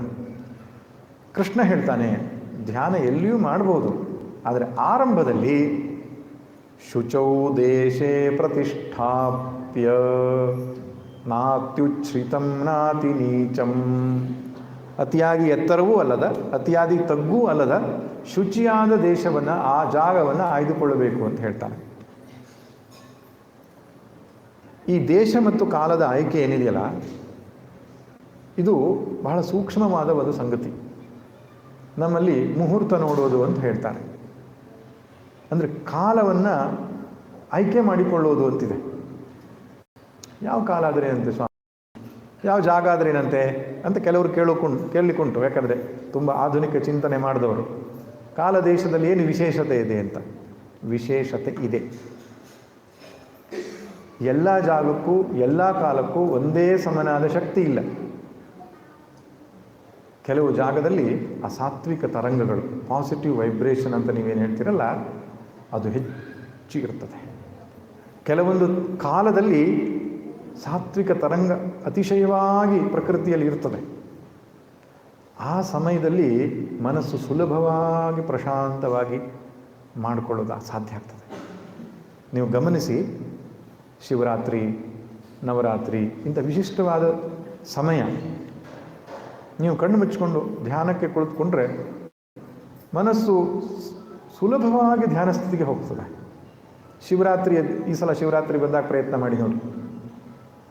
ನಾವು ಶಿವರಾತ್ರಿ ಜಾಗರಣೆ ಮಾಡಬೇಕು ಅಂತ ಹೇಳಿ ಟಿ ವಿ ಹಚ್ಕೊಂಡು ಕೂತ್ಕೊಳ್ತೇವೆ, ಅದಲ್ಲ. ಶಿವರಾತ್ರಿ ಜಾಗರಣೆ ಹೇಗೆ ಮಾಡಬೇಕು? ಶಿವನ ಧ್ಯಾನದ ಮೂಲಕ ಮಾಡಬೇಕು. ಯಾಕೆ ಹಿರಿಯರು ಆ ಸಮಯಕ್ಕೆ ಒತ್ತು ಕೊಟ್ಟರು ಅಂದರೆ, ಆ ರಾತ್ರಿಯಲ್ಲಿ ಅದು ವಿಶೇಷವಾದ ಏನೋ ಒಂದು ಇದೆ, ಏನು ಗೊತ್ತಿಲ್ಲ, ವಿಜ್ಞಾನಕ್ಕೆ ಸಿಲುಕದಂತಹ ಒಂದು ಘಟನೆ ಜರುಗುತ್ತೆ ಆ ಸಮಯದಲ್ಲಿ. ಹಾಗೆ ಗ್ರಹಣದ ಸಂದರ್ಭದಲ್ಲಿ ಹೇಳ್ತಾರೆ, ಸಂಕ್ರಮಣದ ಸಂದರ್ಭದಲ್ಲಿ ಹೇಳ್ತಾರೆ, ವಿಶೇಷ ಪರ್ವಕಾಲದ ಸಂದರ್ಭದಲ್ಲಿ ಹೇಳ್ತಾರೆ ಧ್ಯಾನ ಮಾಡಿ. ಹಾಗೆ ಇನ್ನೊಂದು ಜಾಗದ ವಿಶೇಷ ಹೇಳ್ತಾರೆ. ಗಂಗಾ ನದಿಯ ತೀರ, ನದಿಯ ಸಂಗಮ, ಯಜ್ಞಯಾಗಾದಿಗಳು ನಡೆದಿರುವ ಜಾಗ, ಕುರುಕ್ಷೇತ್ರ, ಇಂಥ ಜಾಗಗಳನ್ನು ವಿಶೇಷವಾಗಿ ಹೇಳ್ತಾರೆ. ಪ್ರಕೃತಿಯಲ್ಲಿ ಅಂತಹ ವಿಶಿಷ್ಟವಾದಂತಹ ಜಾಗ ಮತ್ತು ಕಾಲ ಅನ್ನುವಂಥದ್ದಿದೆ. ಅದು ನಮ್ಮ ಮನಸ್ಸಿನ ಮೇಲೆ ಪ್ರಭಾವ ಬೀರುತ್ತದೆ. ಮುಹೂರ್ತ ನೋಡುವುದು ಎಂಬುದು ಅದಕ್ಕೆ ಅರ್ಥ. ಆ ಮುಹೂರ್ತದಲ್ಲಿ ನಮ್ಮ ಮನಸ್ಸು ಭಗವಂತನಲ್ಲಿ ಸಂಲಗ್ನವಾದು ಸೂಕ್ತವಾಗಿರ್ತದೆ. ಅದು ನಮಗೆ ಅದು ಅನುಕೂಲ, ಇನ್ನೊಬ್ಬನೇ ಅನನುಕೂಲ ಇರಬಹುದು. ಅಂತಹದ್ದೊಂದು ವಿಶಿಷ್ಟವಾದ ಸಂಗತಿಯನ್ನು ಹಿರಿಯರು ಕಂಡುಹಿಡಿದಿದ್ದಾರೆ. ಅಲ್ಲ, ಯಾವನ ಮನಸ್ಸು ಆ ಉನ್ನತವಾದ ಧ್ಯಾನ ಸ್ಥಿತಿಗೆ ಹೋಗಿದೆಯೋ ಅವನಿಗೆ ಈ ದೇಶಕಾಲದ ಸಂಬಂಧ ಇಲ್ಲ, ಎಲ್ಲಿ ಕುಳಿತುಕೊಂಡ್ರೂ ಧ್ಯಾನ ಮಾಡ್ಬೋದು ಅವನು. ಆದರೆ ಇನ್ನೂ ಆರಂಭಿಕ ಹಂತದಲ್ಲಿರುವವನು ಜಾಗವನ್ನು ಆಯ್ದುಕೊಳ್ಳಬೇಕು. ಶುಚಿಯಾದ ಜಾಗ ಆಗಬೇಕು. ಶುಚಿಯಾದ ಜಾಗ ಅಂದ್ರೇನು? ಕ್ಲೀನ್ ಇರೋ ಜಾಗ ಅಂತಲ್ಲ, ಶುಚಿಯಾಗಿರಬೇಕು, ಪವಿತ್ರವಾಗಿರಬೇಕು ಅಂತ. ನೀವು ಮನೆ ಬಾಗಿಲನ್ನು ನೀರಿನಿಂದ ತೊಳೆದರೆ ಶುಚಿ ಆಯಿತು, ರಂಗೋಲಿ ಹಾಕಿದರೆ ಪವಿತ್ರ ಆಯಿತು. ಬಾವಿಯಿಂದ ನೀರು ನೀವು ದೇವರ ಪೂಜೆಗೆ ಅಂತ ತಂದರೆ ಶುಚಿ ಆಯಿತು. ಗಂಗೆ ಚ ಯಮುನೆ ಚೈವ ಅಂತ ಅಭಿಮನ್ಯಿಸಿದರೆ ಅದು ಪವಿತ್ರ ಆಯಿತು. ನಾವು ಧ್ಯಾನಕ್ಕೆ ಕುಳಿತುಕೊಳ್ಳುವ ಜಾಗ ಶುಚಿಯಾಗಿರಬೇಕು, ಪವಿತ್ರವೂ ಆಗಿರಬೇಕು. ಅಪವಿತ್ರವಾದ ಜಾಗದಲ್ಲಿ ಸಹಜವಾಗಿ ಮನಸ್ಸು ಚಂಚಲವಾಗ್ತದೆ. ಅದಕ್ಕೆ ದೇವರ ಕೋಣೆ ಅಂತ ಪ್ರತ್ಯೇಕವಾಗಿ ಮಾಡೋದು ಯಾಕೆಂದರೆ, ಮೈಲಿಗೆಯಲ್ಲಿ ಹೋಗಬಾರದು, ಅಶುಚಿಯಲ್ಲಿ ಹೋಗಬಾರದು. ಯಾಕೆ? ಅಲ್ಲೊಂದು ವೈಬ್ರೇಷನ್, ಅಲ್ಲೊಂದು ಸಾತ್ವಿಕ ತರಂಗಗಳ ನಿರ್ಮಾಣ ಆಗ್ತದೆ. ಯಾವ ಜಾಗದಲ್ಲಿ ಗಲಾಟೆ ನಡೀತದೋ, ಕೆಟ್ಟ ಕೆಟ್ಟ ಯೋಚನೆ ಮಾತುಗಳು ಬರುತ್ತದೋ, ಆ ಜಾಗಕ್ಕೆ ಹೋಗಿ ಕುಳಿತುಕೊಂಡ ತಕ್ಷಣ ಮನಸ್ಸು ತಲ್ಲಣ ಆಗ್ತದೆ. ಸೂಕ್ಷ್ಮವಾಗಿ ಗಮನಿಸಿದರೆ ಗೊತ್ತಾಗ್ತದೆ. ಕೆಲವೊಂದು ಜಾಗಕ್ಕೆ ಹೋದಾಗ ಯಾಕೋ ಮನಸ್ಸು ಡಿಸ್ಟರ್ಬೆನ್ಸ್ ಅನ್ನಿಸ್ತದೆ. ಯಾಕೆ? ಆ ಜಾಗದಲ್ಲಿ ಆ ರೀತಿ ಕಲಹ, ಕೆಟ್ಟ ಮಾತುಗಳು ಅಂತಹ ನಡೆದಿರುವ ಜಾಗಗಳಲ್ಲಿ ಮನಸ್ಸಿನ ಮೇಲೆ ಅದು ಪ್ರಭಾವ ಬೀರ್ತದೆ. ಸೂಕ್ಷ್ಮವಾದ ವಿಷಯ ಇದು. ಎಲ್ಲಿ ತಪಸ್ಸು, ಸಾಧನೆ, ಧ್ಯಾನ, ಭಜನೆ ಇಂಥದ್ದು ನಡೆದಿರುತ್ತದೋ ಆ ಜಾಗಕ್ಕೆ ಹೋದ ತಕ್ಷಣ ಏನೋ ಸಮಾಧಾನ, ಏನೋ ಶಾಂತಿ ಅನ್ನಿಸ್ತದೆ. ಅದಕ್ಕೆ ಹೇಳೋದು, ಮನೆಯಲ್ಲಿ ಕೆಟ್ಟ ಮಾತುಗಳನ್ನು ಆಡಬೇಡಿ, ಕೆಟ್ಟ ಚಿಂತನೆ ಮಾಡಬೇಡಿ, ಜಗಳ ಮುಂತಾದವುಗಳು ನಡೆಯಬಾರದು. ಯಾಕೆ? ಅಲ್ಲಿ ವಾಸ್ತು ಪುರುಷನಲ್ಲಿ ವಿಕೃತಿ ಉಂಟಾಗ್ತದೆ ಅಂತ. ಮನೆಯಲ್ಲಿ ಸಾತ್ವಿಕ ತರಂಗಗಳಿರಬೇಕು ಅಂದರೆ ಭಜನೆ ಮಾಡಿ, ಜಪ ಮಾಡಿ, ವಿಷ್ಣು ಸಹಸ್ರನಾಮ ಮುಂತಾದಂತಹ ಸ್ತೋತ್ರಗಳನ್ನು ಪಾರಾಯಣ ಮಾಡಿ, ಭಗವದ್ ಆರಾಧನೆ ಮಾಡಿ, ಆ ಜಾಗದಲ್ಲಿ ತನ್ನಿಂದ ತಾನೇ ಮನಸ್ಸು ಪ್ರಶಾಂತವಾಗುವ ಒಂದು ವಾತಾವರಣ ನಿರ್ಮಾಣ ಆಗ್ತದೆ. ಕೃಷ್ಣ ಹೇಳ್ತಾನೆ, ಅಂತಹ ವಾತಾವರಣದಲ್ಲಿ ನಾವು ಆಯ್ದುಕೊಳ್ಬೇಕು. ಶಾಸ್ತ್ರಗಳಲ್ಲಿ ಹೀಗೆ ಹೇಳಿದೆ ನೋಡಿ, ಮನೆ ಒಳಗಡೆಗೆ ಮಾಡುವ ಜಪ ಪೂಜೆಗಿಂತ ಹೊರಗಡೆಗೆ ಮಾಡುವ ಜಪ ಪೂಜೆಗೆ ಹೆಚ್ಚು ಶಕ್ತಿ ಅಂತ. ಅದಕ್ಕಿಂತಲೂ ಹೆಚ್ಚು ಗೋಷ್ಠ ಅಂದರೆ ಕೊಟ್ಟಿಗೆ, ದನದ ಕೊಟ್ಟಿಗೆಯಲ್ಲಿ ಮಾಡುವಂಥದ್ದು. ನಿಮ್ಗೆ ಆಶ್ಚರ್ಯ ಆಗೋದು, ದನದ ಕೊಟ್ಟಿಗೆ ಅಷ್ಟು? ಹೌದು, ಆ ದನದ ಸಾಮೀಪ್ಯ ಇದೆಯಲ್ಲ, ಗೋವಿನ ಸಾಮೀಪ್ಯದಲ್ಲೇ ಸಾತ್ವಿಕ ತರಂಗಗಳಿದೆ. ಅದು ನಮ್ಮ ಮನಸ್ಸಿನ ಮೇಲೆ ಪ್ರಭಾವ ಬೀರುತ್ತೆ, ಮನಸ್ಸು ಶಾಂತ ಆಗ್ತದೆ. ಸಮುದ್ರ ತೀರಕ್ಕೆ ಹೋಗಬೇಕು ಅಂತ ಹೇಳುತ್ತೆ ಶಾಸ್ತ್ರ, ಅದರಲ್ಲಿ ಇನ್ನೂ ಹೆಚ್ಚು. ಯಜ್ಞಯಾಗಾದಿಗಳು ನಡೆದಿರುವಂತಹ ಯಜ್ಞಶಾಲೆ, ಅಲ್ಲಿಯೂ ಇನ್ನೂ ಹೆಚ್ಚು ಶಕ್ತಿ ಅಂತ. ಪುಣ್ಯ ಫಲ 100ರಷ್ಟು ಜಾಸ್ತಿ ಆಗ್ತಾ ಹೋಗ್ತದೆ ಅಂತ. 100ರಷ್ಟು ಜಾಸ್ತಿ ಆಗೋದ್ರೇನು? ಇಂಟೆನ್ಸಿಟಿ ಆಫ್ ಮೆಡಿಟೇಷನ್ ಹೆಚ್ಚಾಗ್ತದೆ. ಜಾಗದ ಪ್ರಭಾವ. ನಮ್ಮನೆ ನಾವು ಎಲ್ಲಿ ಹೋಗೋದು ಇವಾಗ? ಹಿಂದಿನ ಕಾಲದಲ್ಲಾದರೆ ಕಾಡಿಗೆ ಹೋಗ್ತಾ ಇದ್ರು ಧ್ಯಾನ ಮಾಡಲಿಕ್ಕೆ. ನಾವು ಈ ಕಾಡೇ ಇಲ್ಲ. ದೇವರ ಕೋಣೆ ಅತ್ಯುತ್ತಮವಾದ ಜಾಗ, ಶುಚಿಯಾಗಿರತಕ್ಕಂಥ ದೇವರ ಕೋಣೆ ಆಗಬೇಕು.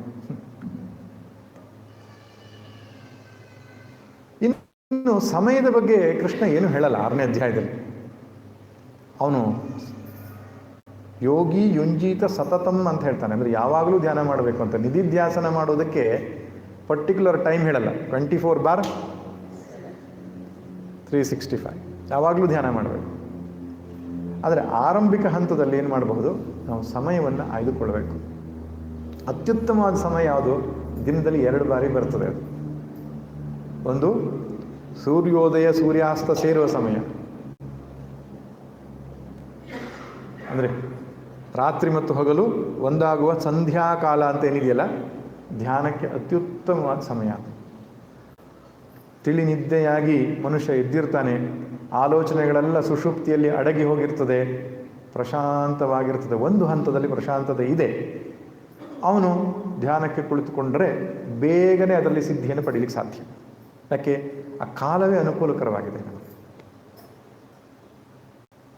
ಪ್ರಾತಃ ಸಂಧ್ಯಾ ಹೇಗೋ ಸಾಯಂ ಸಂಧ್ಯಾ ಕೂಡ ಹಾಗೆ. ಹೊಟ್ಟೆಯಲ್ಲಿರ್ತಕ್ಕಂಥ ಆಹಾರ ಜೀರ್ಣವಾಗಿದೆ, ಇನ್ನು ತಮೋಗುಣ ಆವರಿಸಿಲ್ಲ, ಮನಸ್ಸು ಒಂದು ಹಂತದ ಪ್ರಶಾಂತತೆಯನ್ನು ಸಾಯಂ ಸಂಧ್ಯಾ ಕಾಲದಲ್ಲೂ ಪಡ್ಕೊಳ್ತದೆ. ಪ್ರಾತಃ ಸಂಧ್ಯಾ ಸಾಯಂ ಸಂಧ್ಯಾ ಅದು ಅತ್ಯುತ್ತಮವಾದ ಸಮಯ. ಅದಕ್ಕೆ ಸಂಧ್ಯಾ ವಂದನ ಅಂತ ಹೇಳಿರೋದು. ಸಂಧ್ಯಾಕಾಲದಲ್ಲಿ ಭಗವಂತನನ್ನು ಧ್ಯಾನಿಸಬೇಕು ಅಂತ. ಅಂದರೆ ಬೇರೆ ಕಾಲದಲ್ಲಿ ಧ್ಯಾನಿಸಬಾರದು ಅಂತಲ್ಲ, ಅದು ಸಂಧ್ಯಾಕಾಲದಲ್ಲಿ ಮನಸ್ಸನ್ನು ನಿಲ್ಲಿಸೋದು ಸುಲಭ ಅಂತ. ತದನಂತರ ಕೃಷ್ಣ ಹೇಳ್ತಾನೆ, ಆಸನದ ಬಗ್ಗೆ ನೀನು ವ್ಯವಸ್ಥೆ ಮಾಡಿಕೊಳ್ಬೇಕು. ಆಸನ ಅಂದರೆ 2 ರೀತಿ ಇದೆ. ಒಂದು ನಾವು ಕುಳಿತುಕೊಳ್ಳುವ ಮಣೆ ಮುಂತಾದ ಆಸನ ಅಂತ ಹೇಳ್ತಾರೆ. ಇನ್ನೊಂದು ನಾವು ಕುಳಿತುಕೊಳ್ಳುವ ಭಂಗಿ, ಸಿದ್ಧಾಸನ, ವಜ್ರಾಸನ, ಪದ್ಮಾಸನ, ಸ್ವಸ್ತಿಕಾಸನ, ಈ ಮುಂತಾದ ಯೋಗದ ಭಂಗಿಗಳು ಆಸನ ಅಂತ ಕರೀತಾರೆ. ಈ ಯೋಗದ ಭಂಗಿ ಬಗ್ಗೆ ಕೃಷ್ಣ ಏನೂ ಹೇಳಲ್ಲ. ಸ್ಥಿರ ಸುಖಂ ಆಸನಂ ಅಂತ ಇದೆ.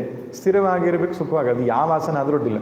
ನೀವು ಪದ್ಮಾಸನ ಹಾಕ್ತಿರೋ, ಸುಖಾಸನ ಹಾಕ್ತಿರೋ, ನಿಮಗೆ ಬಿಟ್ಟಿರೋದು. ಇಂಥದ್ದೇ ಆಸನ ಹಾಕಬೇಕು ಅಂತ ಕೃಷ್ಣ ಹೇಳಲ್ಲ. ಆದರೆ ಆಸನ ಹೇಗಿರಬೇಕು ಅಂದರೆ ಸ್ಥಿರವಾಗಿರಬೇಕು, ಸುಖವಾಗಿರಬೇಕು ಅಂತ. ಹೆಚ್ಚೊತ್ತು ಒಂದೇ ಭಂಗಿಯಲ್ಲಿ ಕುಳಿತುಕೊಳ್ಳಿಕ್ಕೆ ಸಾಧ್ಯ ಆಗಿರಬೇಕು. ಯಾವುದೋ ಕಷ್ಟದ ಆಸನಗಳೆಲ್ಲ ಹಾಕ್ಕೊಂಡು 5-10 ನಿಮಿಷ ಆದಮೇಲೆ ಮೆಡಿಟೇಷನ್ ಕಾಲ ಮೇಲೆ ಹೋಗ್ಲಿಕ್ಕೆ ಶುರುವಾಗ್ತದೆ. ಮಂಡಿ ಧ್ಯಾನ ಶುರುವಾಗ್ತದೆ. ಹೌದು, ಕೆಲವರು ಧ್ಯಾನದಲ್ಲಿ ಸಿದ್ಧಿ ಆಗಬೇಕು ಅಂತ ಹೇಳ್ಕೊಂಡು ಪದ್ಮಾಸನ ಹಾಕ್ತಾರೆ. ಅವರು ಅಭ್ಯಾಸ ಇರಲ್ಲ ಪದ್ಮಾಸನ ಹಾಕಲಿಕ್ಕೆ. ಅದು 5-10 ನಿಮಿಷದಲ್ಲಿ ಕಾಲು ನೋವು ಬರಲಿಕ್ಕೆ ಶುರುವಾಗ್ತದೆ. ಮನಸ್ಸು ಪರಮಾತ್ಮನ ಹೇಗೆ ನಿಲ್ಲೋದು? ಅದಕ್ಕೆ ಆಸನದ ಡೆಫಿನಿಷನ್ನೇ ಇಷ್ಟು: ಸ್ಥಿರ ಸುಖಂ ಆಸನ. ಸ್ಥಿರವಾಗಿ ಸುಖವಾಗಿ ಕುಳಿತುಕೊಳ್ಳುವಂಥದ್ದು. ಕೃಷ್ಣ ಏನು ಹೇಳ್ತಾನೆ? ಸ್ಥಿರಮಾಸನಂ ಆತ್ಮನಃ. ಸ್ಥಿರವಾದ ಆಸನ ಇರಬೇಕು ಅಂತ ಹೇಳ್ತಾನೆ ಅಷ್ಟೇ. ಇನ್ನು ಕೆಳಗಡೆ ಕುಳಿತುಕೊಳ್ತಕ್ಕಂತಹ ವಸ್ತು ಯಾವುದಾಗಿರಬೇಕು? ಅಯ್ಯೋ, ಅದ್ರ ಬಗ್ಗೆ ತುಂಬ ಜನ ತಲೆ ಕೆಡಿಸ್ಕೊಳ್ತಾರೆ. ಯಾವ ಮೆಟೀರಿಯಲ್ ಮೇಲೆ ಮೆಡಿಟೇಷನ್ ಮಾಡಿದರೆ ಇದು ಅಂತ. ಈಗಂತೂ ಹುಲಿ ಚರ್ಮ, ಜಿಂಕೆ ಚರ್ಮ ತೆಗೆದುಕೊಂಡು ಬರೋ ಹಾಗೆ ಇಲ್ಲ, ಅರೆಸ್ಟ್ ಮಾಡಿಬಿಡ್ತಾನೆ. ಕೃಷ್ಣ ಹೇಳಿದ್ದಾನೆ ಜಿಂಕೆ ಚರ್ಮ ಚೈಲಾಜಿನ ಕುಶೋತ್ತರಂ. ಹಾಗೆ ಒಬ್ಬನು ಹೇಳ್ತಿದ್ದಂತೆ, ನಾನು ಇನ್ನೂ ಧ್ಯಾನ ಶುರು ಮಾಡಿಲ್ಲ, ಯಾಕಂದರೆ ಹುಡುಕ್ತಾ ಇದ್ದೇನೆ, ಅಜಿನ ಕುಶ ಇದೆಲ್ಲ ಹುಡುಕ್ತಾ ಇದ್ದೇನೆ. ಹಾಗೇನಿಲ್ಲ. ಕೃಷ್ಣ ಹೇಳಿದ್ದು ಕೆಳಗಡೆಗೆ ಹುಲ್ಲನ್ನು ಹಾಕು, ಅದರ ಮೇಲೆ ಜಿಂಕೆ ಚರ್ಮ ಹಾಕು, ಅದರ ಮೇಲೆ ಒಂದು ಬಟ್ಟೆ ಹಾಕು ಅಂತ ಹೇಳಿದ್ದಾನೆ. ಇದು ಯಾಕೆ ಅಂತ ಹೇಳಿದರೆ, ಹುಲ್ಲನ್ನು ಹಾಸೋದ್ರಿಂದ ಆ ನೆಲದ ಏರು ತಗ್ಗು ಇರತಕ್ಕಂಥ ಸಂಬಂಧ. ಯಾಕಂದರೆ ಹಿಂದೆ ಗುಹೆಗಳಲ್ಲಿಯೋ ಕಾಡಿನಲ್ಲಿಯೋ ಧ್ಯಾನ ಮಾಡುವಂಥ ಪದ್ಧತಿ ಇತ್ತಲ್ಲ, ಅದಕ್ಕೆ ಹುಲ್ಲನ್ನು ಹಾಕೋದ್ರಿಂದ ಏರು ತಗ್ಗು ಸರಿಯಾಗಿ ಸಮತಟ್ಟಾಗ್ತದೆ. ಜಿಂಕೆ ಚರ್ಮ ಅನ್ನುವಂಥದ್ದು ತಣ್ಣನೆ ಇದ್ದರೆ ಅದನ್ನು ಬೆಚ್ಚಗೆ ಮಾಡ್ತದೆ, ಕೆಳಗಡೆ ಭೂಮಿಯ ಸಂಪರ್ಕದಿಂದ ಇದು ಮಾಡುತ್ತೆ. ಮೇಲೆ ಹಾಕ್ತಕ್ಕಂಥ ಬಿಳಿ ಬಟ್ಟೆ ಅಥವಾ ಯಾವುದೋ ಒಂದು ಬಟ್ಟೆಯಿಂದಾಗಿ ನಮ್ಮ ಶರೀರಕ್ಕೆ ಸ್ಪರ್ಶ ಅನ್ನುವಂಥದ್ದು ತೊಂದರೆ ಉಂಟು ಮಾಡಲ್ಲ. ಅಥವಾ ಚರ್ಮದಿಂದ, ಜಿಂಕೆ ಚರ್ಮದಿಂದ ಉಂಟಾಗುವ ತುರಿಕೆ ಮುಂತಾದವು ಸಂಭವಿಸಲ್ಲ ಅನ್ನೋ ಕಾರಣಕ್ಕೆ ಬಟ್ಟೆ ಹಾಕಬೇಕು ಅಂತ. ಮೇಲೆ ಬಟ್ಟೆ, ಜಿಂಕೆ ಚರ್ಮ, ಕೆಳಗೆ ದರ್ಭೆ ಹುಲ್ಲನ್ನು ಹಾಕಬೇಕು ಅಂತ ಹೇಳಿದ್ದಾನೆ. ಅದನ್ನು ಅಕ್ಷರಶಃ ಅರ್ಥ ಮಾಡಿಕೊಂಡು ಹುಲ್ಲು ಹುಡ್ಕೊಂಡು ದರ್ಭೆ ಹುಡ್ಕೊಂಡು ಹೋಗ್ಬಾರ್ದು ನಾವು. ಏನು, ಒಂದು ಕಂಬಳಿ, ಶುದ್ಧವಾದ ಕಂಬಳಿ, ಅದರ ಮೇಲೆ ಒಂದು ಬಿಳಿ ಬಟ್ಟೆ ಹಾಕಿದರೂ ಸಾಕು, ಮೆತ್ತಗಿರಬೇಕಷ್ಟೇ. ಆದರೆ ಶಾಸ್ತ್ರಗಳಲ್ಲಿ ಹೇಳಿದೆ ಯಾವ್ಯಾವ ಆಸನದಲ್ಲಿ ಕುಳಿತುಕೊಂಡ್ರೆ ಯಾವ್ಯಾವ ರೀತಿ ಫಲ ಅಂತ ಆಸನಕ್ಕೆ ವಿಶೇಷವಾದಂತಹ ಒತ್ತು ಕೊಟ್ಟಿದ್ದಾರೆ. ಕೂರ್ಮಾಸನಕ್ಕೆ ಒಂದು, ಚಾಪೆ ಇಲ್ಲ ಮೇಲೆ ಕೂತ್ಕೊಂಡ್ರು ಒಂದು, ಕಂಬಳಿ ಮೇಲೆ ಕೂತ್ಕೊಂಡ್ರು ಒಂದು, ಮಣೆ ಮೇಲೆ ಕೂತ್ಕೊಂಡ್ರು ಒಂದು, ಹಾಗೆ ಇರಲಿ. ಅದು ಕಾಮ್ಯ ಧ್ಯಾನಕ್ಕೆ ಇರತಕ್ಕಂಥದ್ದು. ಕಾಮ್ಯ ಧ್ಯಾನಗಳಂದ್ರೇನು? ಯಾವುದೋ ಒಂದು ಸಿದ್ಧಿಗೋಸ್ಕರ ಮಾಡುವಂತಹ ಧ್ಯಾನಕ್ಕೆ ಅದೆಲ್ಲ ಅವಶ್ಯಕತೆ ಇದೆ. ನಾವು ನಿಷ್ಕಾಮವಾಗಿ ಭಗವತ್ ಪ್ರಾಪ್ತಿಗೆ ಮಾಡಬೇಕಾದಂತಹ ಸಂದರ್ಭದಲ್ಲಿ ಈ ಯಾವ ಮ್ಯಾಟ್ ಇಂಪಾರ್ಟೆಂಟ್ ಅಲ್ಲ, ಮೃದುವಾದ ಶುದ್ಧವಾಗಿರಬೇಕು. ಹೌದು, ಅದು ಶುದ್ಧವಾಗಿರೋದು ಬಹಳ ಮುಖ್ಯ ಇದೆ. ಅದು ಧ್ಯಾನಕ್ಕೆ ನಾವು ಬಳಸುವ ಮ್ಯಾಟ್ ಇರಬಹುದು, ಜಪದ ಮಾಲೆ ಇರಬಹುದು, ವಸ್ತ್ರಗಳಿರಬಹುದು, ವಸ್ತುಗಳಿರಬಹುದು, ಒಬ್ಬ ವ್ಯಕ್ತಿಯೇ ಬಳಸಬೇಕು. ಅದನ್ನು ಎಕ್ಸ್ಚೇಂಜ್ ಮಾಡಬಾರ್ದು. ಮೆಡಿಟೇಷನ್ ಮ್ಯಾಟ್ ನಿಮ್ಮದು, ನಾನು ತಗೊಳ್ತೇನೆ, ಅದನ್ನು ಶಾಸ್ತ್ರ ಒಪ್ಪಲ್ಲ. ಯಾಕೆ? ಪ್ರತಿಯೊಬ್ಬ ವ್ಯಕ್ತಿಯ ಆ ದೈಹಿಕ ಅಥವಾ ಮಾನಸಿಕ ತರಂಗಗಳು ಅಂತ ಏನಿರುತ್ತೆ, ಆ ವಸ್ತುವಿಗೂ ವರ್ಗಾಂತರ ಆಗಿರ್ತದೆ, ಟ್ರಾನ್ಸ್ಫರ್ ಆಗಿರ್ತದೆ ಅದು. ಆದ್ದರಿಂದ ಇನ್ನೊಬ್ಬರ ವಸ್ತುವನ್ನು ನಮ್ಮದೇ ಆದಂತಹ ಸಾಧನೆಯ ವಸ್ತುಗಳನ್ನು, ಪರಿಕರಗಳನ್ನು ಮಾಡಿಟ್ಕೊಳ್ಬೇಕು. ಆಮೇಲೆ ಈ ಬೇಸ್ ಕೆಳಗಡೆ ಕುಳಿತುಕೊಳ್ತಕ್ಕಂತಹ ಏನು ಈ ಕಾಲು ಏನಿದೆ ಅದು ಅಗಲವಾಗಿ ಬಂದರೆ ಏನಾಗ್ತದೆ, ಶರೀರ ಸ್ಥಿರವಾಗಿ ಕೂತ್ಕೊಳ್ಳಿಕ್ಕೆ ಆಗ್ತದೆ. ಆದ್ದರಿಂದ ಅದಕ್ಕೆ ಪದ್ಮಾಸನ ಮುಂತಾದವುಗಳು ಹೇಳಿರುವಂಥದ್ದು. ಬೇಸ್ ಅನ್ನುವಂಥದ್ದು ಸ್ಟ್ರಾಂಗ್ ಆಗಿ ಇರೋದಕ್ಕೆ ಆ ಆಸನಗಳು ಅನುಕೂಲ ಆಗ್ತದೆ ಅಂತ. ಅದು ಯಾವುದಾದ್ರೂ ಆಗ್ಬೋದು. ಆಮೇಲೆ ದೇಹ ಸ್ಥಿತಿಯ ಬಗ್ಗೆ ಹೇಳ್ತಾನೆ ಕೃಷ್ಣ. ಸಮಂ ಕಾಯ ಶಿರೋಗ್ರೀವಂ, ಬೆನ್ನು, ಕುತ್ತಿಗೆ ಮತ್ತು ತಲೆ ನೇರವಾಗಿರಬೇಕು ಅಂತ ಹೇಳ್ತಾನೆ. ಅದಕ್ಕೂ ಒಂದು ಉದ್ದೇಶ ಇದೆ. ಬೆನ್ನು, ಕುತ್ತಿಗೆ, ತಲೆ ನೇರವಾಗಿದ್ದರೆ ಈ ಸೂರ್ಯನಾಡಿ ಮತ್ತು ಚಂದ್ರನಾಡಿ ಅಂತ ಎರಡು ನಾಡಿಗಳಲ್ಲಿ ಏನು ಉಚ್ಛ್ವಾಸ ನಿಶ್ವಾಸವನ್ನು ನಾವು ಮಾಡ್ತೇವೆ ಅದು ಸಮವಾಗಿ ಆಗಲಿಕ್ಕೆ ಅನುಕೂಲ ಆಗ್ತದೆ. ಯೋಗಶಾಸ್ತ್ರದ ಪ್ರಕಾರ, ಆಧುನಿಕ ವೈದ್ಯಕೀಯ ಶಾಸ್ತ್ರ ಒಪ್ಪಲ್ಲ, ನಾಡಿಗಳನ್ನು ಹೇಳುತ್ತೆ. ನಾಡಿಗಳು ಬೇರೆ, ರಕ್ತನಾಳಗಳು ಬೇರೆ, ರಕ್ತನಾಳಗಳು ಬೇರೆ, ನರ್ವ್ಸ್ ಬೇರೆ, ನಾಡಿಗಳು ಬೇರೆ. ನಾಡಿಗಳು ಅತ್ಯಂತ ಸೂಕ್ಷ್ಮವಾದ ಶಾಸ್ತ್ರಗಳಲ್ಲಿ ಉಲ್ಲೇಖಿಸಿರುವಂತಹ ಒಂದು ಸಂಗತಿ. ಅವರೇನು ಹೇಳ್ತಾರೆ ಅಂದರೆ, ಬೆನ್ನಿನ ಹುರಿಯಿಂದ ಎರಡು ನಾಡಿಗಳು, ಮಧ್ಯದಲ್ಲಿ ಒಂದು ನಾಡಿ, ಮಧ್ಯದಲ್ಲಿ ಬರುವ ನಾಡಿಗೆ ಸುಷುಮ್ನ ಅಂತ ಹೇಳ್ತಾರೆ. ಅದು ಮೂಲಾಧಾರದಿಂದ ಆರಂಭ ಮಾಡಿ ಸಹಸ್ರಾರದವರೆಗೂ ಸಂಬಂಧವನ್ನು ಕಲ್ಪಿಸ್ತದೆ. ಅದರ ಜೊತೆಗೆ ಇನ್ನೆರಡು ನಾಡಿಗಳು ಬಂದು ಮೂಗಿನ ಹೊಳ್ಳೆಗೆ ಅದು ಸಂಪರ್ಕವನ್ನು ಕಲ್ಪಿಸ್ತದೆ. ಅದು ಚಂದ್ರ ಮತ್ತು ಸೂರ್ಯ ನಾಡಿಗಳೆಂಬುದಾಗಿ ಕರೀತಾರೆ. ಬಲಭಾಗದಲ್ಲಿ ಸೂರ್ಯನಾಡಿ, ಎಡಭಾಗದಲ್ಲಿ ಚಂದ್ರನಾಡಿ.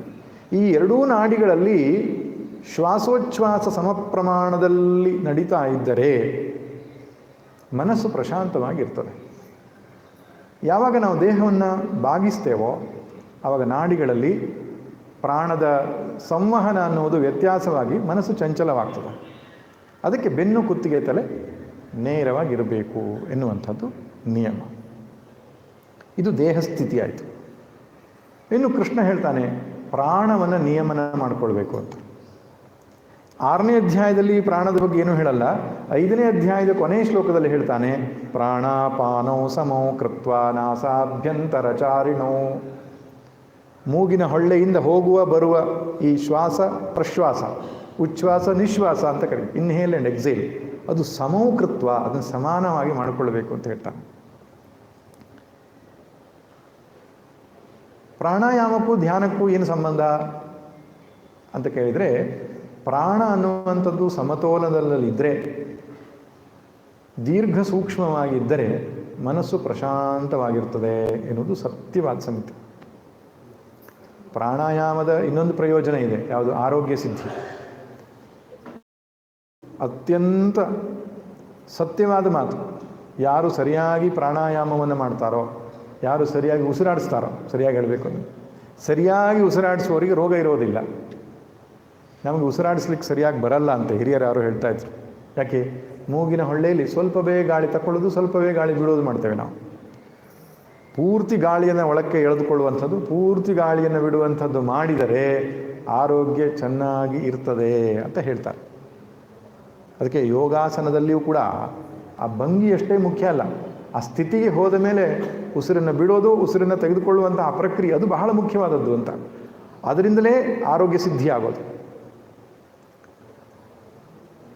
ದೇಹದ ಆರೋಗ್ಯಕ್ಕೆ ಪ್ರಾಣಾಯಾಮ ಹೇಗೆ ಸಹಾಯವೋ ಹಾಗೆ ಮನಸ್ಸಿನ ಪ್ರಶಾಂತತೆಗೂ ಪ್ರಾಣಕ್ಕೂ ಸಂಬಂಧ ಇದೆ. ಇದು ಹೇಗೆ ಗೊತ್ತಾಗ್ತದೆ? ನಿಮ್ಮ ಮನಸ್ಸು ಪ್ರಶಾಂತವಾಗಿದ್ದಾಗ ಉಸಿರಾಟವನ್ನು ಗಮನಿಸಿ. ಉಸಿರಾಟ ಹೇಗಿರ್ತದೆ? ಪ್ರಶಾಂತವಾಗಿರ್ತದೆ. ಅಂದರೆ ಸೂಕ್ಷ್ಮವಾದ ಉಸಿರಾಟ ನಡೀತಾ ಇರ್ತದೆ. ದೀರ್ಘವಾದ ಸೂಕ್ಷ್ಮವಾದಂತಹ ಉಸಿರಾಟ, ಮೂಗಿನ ಹೊಳ್ಳೆಯಿಂದ ಗಾಳಿ ಒಳಗೆ ಹೋಗೋದು ಬರೋದು ನಡೀತಾ ಇರ್ತದೆ. ಅದೇ ಉದ್ವೇಗವಾದಾಗ, ಭಯ ಆದಾಗ, ಟೆನ್ಷನ್ ಆದಾಗ ಉಸಿರಾಟವನ್ನು ಗಮನಿಸಿದರೆ ಗೊತ್ತಾಗ್ತದೆ, ವೇಗವಾಗಿ ಉಸಿರಾಟ ನಡೀತಾ ಇರ್ತದೆ. ಇದರ ಅರ್ಥ ಇಷ್ಟೇ, ಮನಸ್ಸು ಪ್ರಶಾಂತವಾಗಿದ್ದರೆ ಉಸಿರಾಟವು ಪ್ರಶಾಂತವಾಗಿರ್ತದೆ. ರಿವರ್ಸ್ ಪ್ರಾಸೆಸ್, ನಾವು ಉಸಿರಾಟವನ್ನು ನಿಧಾನವಾಗಿ ಸೂಕ್ಷ್ಮವಾಗಿ ಮಾಡಿಕೊಂಡರೆ ಮನಸ್ಸು ಪ್ರಶಾಂತವಾಗ್ತದೆ. ಅದಕ್ಕೆ ಪ್ರಾಣ ಆಯಮನ ಅಂತ ಹೇಳ್ತಾರೆ. ಪ್ರಾಣದ ಶಿಸ್ತು, ಪ್ರಾಣವನ್ನು ಒಂದು ವ್ಯವಸ್ಥೆಗೆ ತರುವುದು ಅಂತ ಆಯಮನ ಅಂತ ಹೇಳಿದ್ರೆ. ಆ ಸಮಂತಾತ್ ಯವನಂ, ಎಲ್ಲ ಕಡೆಯಿಂದ ಅದನ್ನು ಶಿಸ್ತಿಗೆ ಒಳಪಡಿಸೋದು ಅಂತ ಪ್ರಾಣವನ್ನು. ನಮ್ದೀಗ ಅಶಿಸ್ತಿನಿಂದ ಪ್ರಾಣಾಯಾಮ ನಡೀತಾ ಇದೆ. ಅಂದ್ರೇನು? ಎರಡೂ ಮೂಗಿನ ಹೊಳ್ಳೆಯಿಂದ ನಾವು ಉಸಿರಾಟ ಮಾಡಲ್ಲ, ಮತ್ತು ಸ್ವಲ್ಪವೇ ಗಾಳಿ ಒಳಗಡೆ ತೆಗೆದುಕೊಳ್ತೇವೆ. ಪೂರ್ತಿಯಾಗಿ ಉಸಿರನ್ನು ತೆಗೆದುಕೊಂಡು ಉಸಿರನ್ನು ಬಿಡುವಂತಹ ಪ್ರಕ್ರಿಯೆ ಏನಿದೆ, ಇದು ಮನಸ್ಸಿನ ಪ್ರಶಾಂತತೆಗೂ ಆರೋಗ್ಯ ಪ್ರಾಪ್ತಿಗೂ ಅನುಕೂಲ. ಹಾಗಾದರೆ ಯಾವ ಪ್ರಾಣಾಯಾಮ ಬೆಸ್ಟ್ ಪ್ರಾಣಾಯಾಮ ಹೇಳಿ? ಇಷ್ಟೇ, ಉಸಿರನ್ನು ದೀರ್ಘವಾಗಿ ತೆಗೆದುಕೊಳ್ಳೋದು, ದೀರ್ಘವಾಗಿ ಬಿಡೋದು. ಸ್ವಲ್ಪ ಹೊತ್ತು ಒಳಗಡೆ ಕಟ್ಟಿಕೊಂಡ್ರೆ ಅದಕ್ಕೆ ಕುಂಭಕ ಅಂತ ಹೇಳ್ತಾರೆ. ರೇಚಕ, ಪೂರಕ, ಕುಂಭಕ, ಇದೇ ಪ್ರಾಣಾಯಾಮ. ಪೂರಕ ಅಂದರೆ ಉಸಿರನ್ನು ಎಳ್ಕೊಳ್ಳೋದು, ರೇಚಕ ಅಂದರೆ ಉಸಿರನ್ನು ಬಿಡೋದು, ಕುಂಭಕ ಅಂದರೆ ಸ್ವಲ್ಪ ಒಳಗಡೆಗೆ ಇಟ್ಟುಕೊಳ್ಳೋದು, ಎಷ್ಟು ಸಾಧ್ಯವೋ ಅಷ್ಟು. ಅದಕ್ಕೆಲ್ಲ ರೇಷಿಯೋ ಹೇಳಿದ್ದಾರೆ, 1:2:4 ಮುಂತಾದ ರೇಷಿಯೋಗಳನ್ನು ಹೇಳಿದ್ದಾರೆ. ಆ ರೇಷಿಯೋ ಬಗ್ಗೆ ತಲೆ ಕೆಡಿಸ್ಕೊಳ್ಳೋದು ಬೇಡ. ಉಸಿರನ್ನು ದೀರ್ಘವಾಗಿ ಒಳಗಡೆ ಎಳೆದುಕೊಂಡು ಸ್ವಲ್ಪ ಕಾಲ ಇಟ್ಟುಕೊಂಡು ನಂತರ ಬಿಡುವ ಒಂದು 4-5 ಪ್ರಾಣಾಯಾಮ, ಒಂದು 10 ಪ್ರಾಣಾಯಾಮ ಮಾಡ್ಬೋದು. ಅದಕ್ಕೆ ನಮ್ಮ ಹಿರಿಯರು ನೋಡಿ, ಧ್ಯಾನವೋ ಪೂಜೆಯೋ ಮೊದಲು ಏನು ಹೇಳ್ತಾರೆ? ದೇಶಕಾಲೋ ಸಂಕೀರ್ತ್ಯ ಆಚಮ್ಯ ಪ್ರಾಣಾನಾಯಮ್ಯ. It's a part of our puja. ಸಂಧ್ಯಾವಂದನೆಯ ಪಾರ್ಟ್ ಅದು. ಆಚಮ್ಯ ಪ್ರಾಣಾನಾಯಮ್ಯ, ಪ್ರಾಣಾನ್ ಆಯಮ್ಯ, ಪ್ರಾಣಗಳನ್ನು ಹದ್ದುಬಸ್ತಿಗೆ ತಂದು ನಿಯಮನ ಮಾಡಿ. ಅವಾಗೇನು ಮಾಡಿಸ್ತಾರೆ? ಮೂಗು ಮುಚ್ಚುಗೋ ಅಂತ ಹೇಳ್ತಾರೆ. 3 ಗಾಯತ್ರಿ ಹೇಳುವಂತ, ಅದು ಪ್ರಾಣಾಯಾಮ. ಕೊಂಡು ಭಗವನ್ ನಾಮದೊಟ್ಟಿಗೆ ತೆಗೆದುಕೊಳ್ಬೇಕು. ರಾಮ ರಾಮ ರಾಮ ರಾಮ ಅಂತ ತೆಗೆದುಕೊಳ್ಬೋದು. ಪ್ರಣವಾಧಿಕಾರದಿಂದ ಪ್ರಣವ 33 ಪ್ರಣವದಿಂದ ಮಾಡ್ಬೋದು. ಗಾಯತ್ರಿ ಮೂಲಕ ಮಾಡುವಂತಹ ಒಂದು ಪ್ರಾಣಾಯಾಮ ಇದೆ. ಅಂದರೆ ಗಾಯತ್ರಿಯ ವ್ಯಾಹೃತಿಯಿಂದ ಉಸಿರನ್ನು ತೆಗೆದುಕೊಂಡು ಗಾಯತ್ರಿ ಮಂತ್ರದಿಂದ ಕುಂಭಕ ಮಾಡಿ ಗಾಯತ್ರಿಯ ಶಿರಸ್ಸಿನಿಂದ ಬಿಡುವಂಥದ್ದು. ಇದಕ್ಕೆ ಸಗರ್ಭ ಪ್ರಾಣಾಯಾಮ ಅಂತ ಹೇಳ್ತಾರೆ. ಇನ್ನೊಂದು ಅಗರ್ಭ ಪ್ರಾಣಾಯಾಮ, ಮಂತ್ರ ಇಲ್ಲದೆ ಮಾಡುವ ಪ್ರಾಣಾಯಾಮ. ಮಂತ್ರ ಸಹಿತವಾಗಿ ಮಾಡೋ ಪ್ರಾಣಾಯಾಮ ಹೆಚ್ಚು ಶಕ್ತಿಯುತವಾದದ್ದು. ಪೂಜಾ ಕಾಲದಲ್ಲಿ ಹೇಳುವ ಪ್ರಾಣಾಯಾಮ ಮಂತ್ರ ಸಹಿತವಾದ ಪ್ರಾಣಾಯಾಮ. ಭಗವಂತನ ನಾಮದೊಟ್ಟಿಗೆ ಉಸಿರನ್ನು ತೆಗೆದುಕೊಳ್ಳಬೇಕು, ಕುಂಭಕ ಮಾಡಬೇಕು, ಆವಾಗಲೂ ನಾಮವನ್ನು ಹೇಳಬೇಕು, ಬಿಡುವಾಗಲೂ ಭಗವನ್ ನಾಮವನ್ನು ಹೇಳ್ತಾ ಉಸಿರನ್ನು ಬಿಡಬೇಕು. ಇದನ್ನು ಒಂದು 10 ಬಾರಿ ಮಾಡಿದರೆ ಮನಸ್ಸಿನ ತುಮುಲುಗಳೆಲ್ಲ ಸ್ಥೂಲವಾದಂತಹ ಮನಸ್ಸಿನ ಕುಣಿತ ಪ್ರಶಾಂತವಾಗಲಿಕ್ಕೆ ಆರಂಭ ಆಗ್ತದೆ. ಇದು ಕೃಷ್ಣ ಹೇಳ್ತಾನೆ, ಪ್ರಾಣದ ಸ್ಥಿತಿ. ಆಮೇಲೆ ಇನ್ನೊಂದು ಹೇಳ್ತಾನೆ, ಇಂದ್ರಿಯಗಳನ್ನು ಒಳಗಡೆ ಎಳ್ಕೊಳ್ಬೇಕು ಅಂತ ಹೇಳ್ತಾನೆ. ಅದಕ್ಕೆ ಯೋಗದ ಭಾಷೆಯಲ್ಲಿ ಪ್ರತ್ಯಾಹಾರ ಅಂತ ಹೇಳ್ತಾರೆ. ಪ್ರತಿ ಆಹಾರ, ಆಹಾರ ಅಂದರೆ ಎಳ್ಕೊಳ್ಳೋದು ಅಂತ ಅರ್ಥ. ಪ್ರತಿ ಅಂದರೆ ಒಳಗಡೆಗೆ, ಇಂದ್ರಿಯಗಳನ್ನು ಒಳಗಡೆಗೆ ಎಳ್ಕೊಳ್ಳೋದಕ್ಕೆ ಹೆಸರು ಪ್ರತ್ಯಾಹಾರ. ಕಣ್ಣು ಮುಚ್ಚಿರಬೇಕು, ಕಿವಿಗೆ ಯಾವ ಶಬ್ದ ಬೀಳಬಾರದು, ನಾಲಿಗೆಗೆ ಯಾವ ರುಚಿ ಗೋಚರಿಸಬಾರದು. ಇಂದ್ರಿಯಗಳನ್ನು ತಮ್ಮ ಮೂಲವಾದ ಮನಸ್ಸಿನಲ್ಲಿ, ಸ್ವರೂಪದಲ್ಲಿ ನಿಲ್ಲಿಸಬೇಕು. ಇಂದ್ರಿಯಗಳಿಗೆ ಮೂಲ ಯಾವುದು? ಮನಸ್ಸು. ಮನಸ್ಸಿನ ಆಕಾರವೇ ಅದು ತಾಳಬೇಕು. ಅದಕ್ಕೆ ಪ್ರತ್ಯಾಹಾರ ಅಂತ ಹೇಳ್ತಾರೆ. ಅದಕ್ಕೆ ಕಣ್ಣು ತೆರೆದು ಮಾಡುವ ಧ್ಯಾನಕ್ಕಿಂತ ಕಣ್ಣು ಮುಚ್ಚಿ ಮಾಡುವ ಧ್ಯಾನ ಶ್ರೇಷ್ಠ. ಕೃಷ್ಣ ಹೇಳ್ತಾನೆ, ಸಂಪ್ರೇಕ್ಷ ನಾಸಿಕಾಗ್ರಂ ಸ್ವಂ ದಿಶಶ್ಚ ಅನವಲೋಕಯನ್ ಅಂತ ಹೇಳ್ತಾನೆ. ಎಲ್ಲ ಕಡೆಗೂ ನೋಡಬಾರದು ಅಂತ ಹೇಳ್ತಾನೆ. ಕಣ್ಣು ಮುಚ್ಚಿರಬೇಕು ಅಂತ.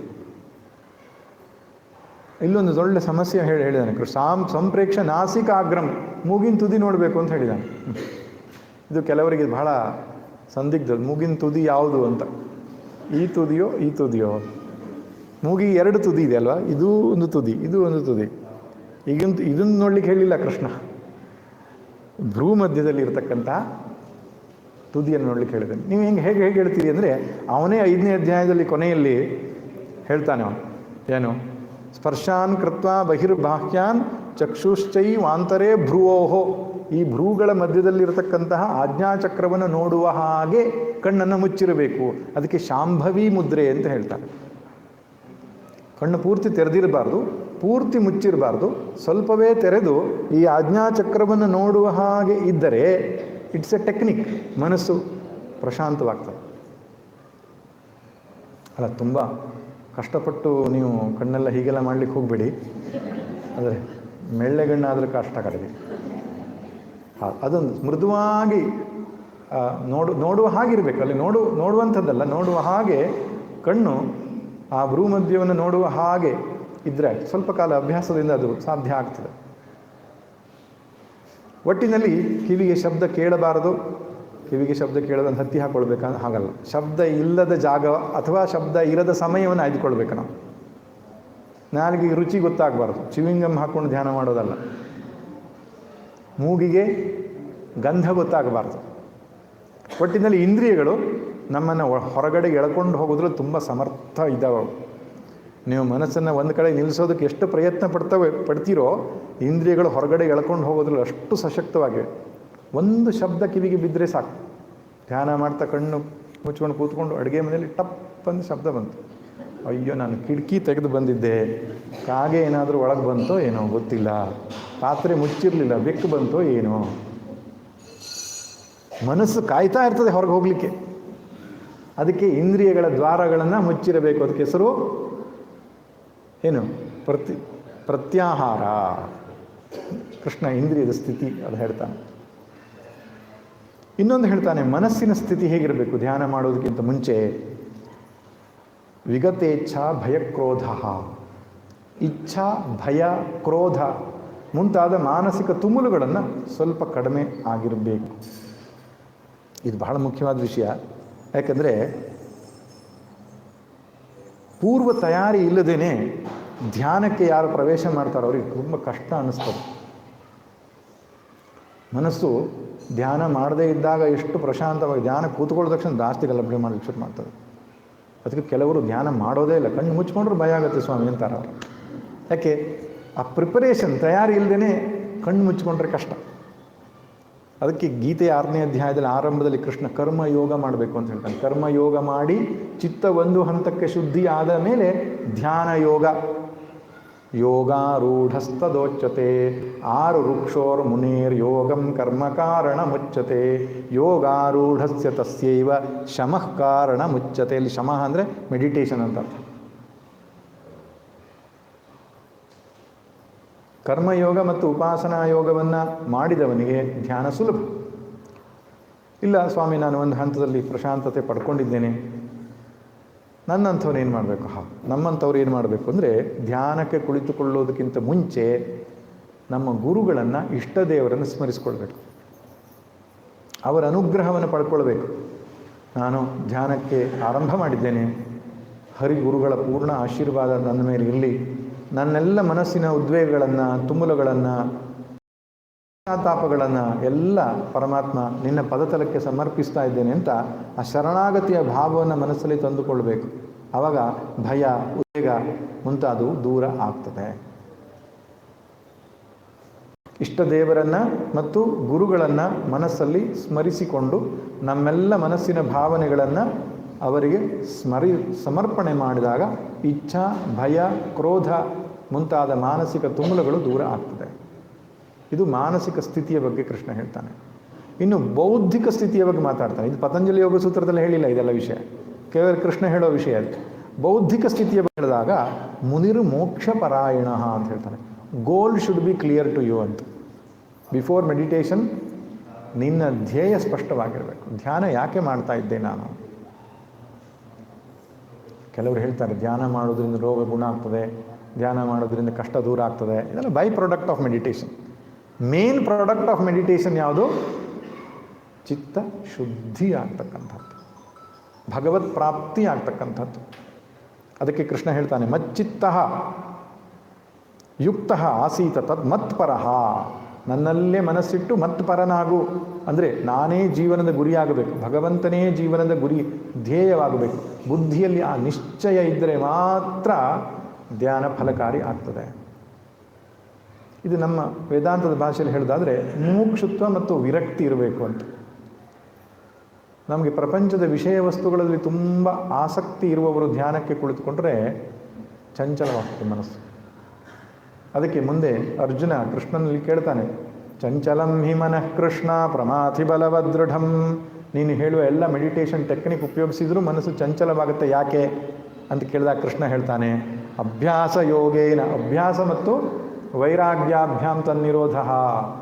ಅಭ್ಯಾಸ ಚೆನ್ನಾಗಿ ಮಾಡು, ವೈರಾಗ್ಯ ಇಟ್ಕೊಂಡು ಮಾಡು ಅಂತ ಹೇಳ್ತಾನೆ. ಪ್ರಪಂಚದ ವಿಷಯ ವಸ್ತುಗಳಲ್ಲಿ ಆಸಕ್ತಿಯನ್ನು ಇಟ್ಟುಕೊಂಡ್ರೆ ಓಡ್ತದೆ ಮನಸ್ಸು ಅದರ ಕಡೆಗೆ. ಅದು ಬೇಕು, ಇದು ಬೇಕು, ಮತ್ತೊಂದು ಬೇಕೆಂದು.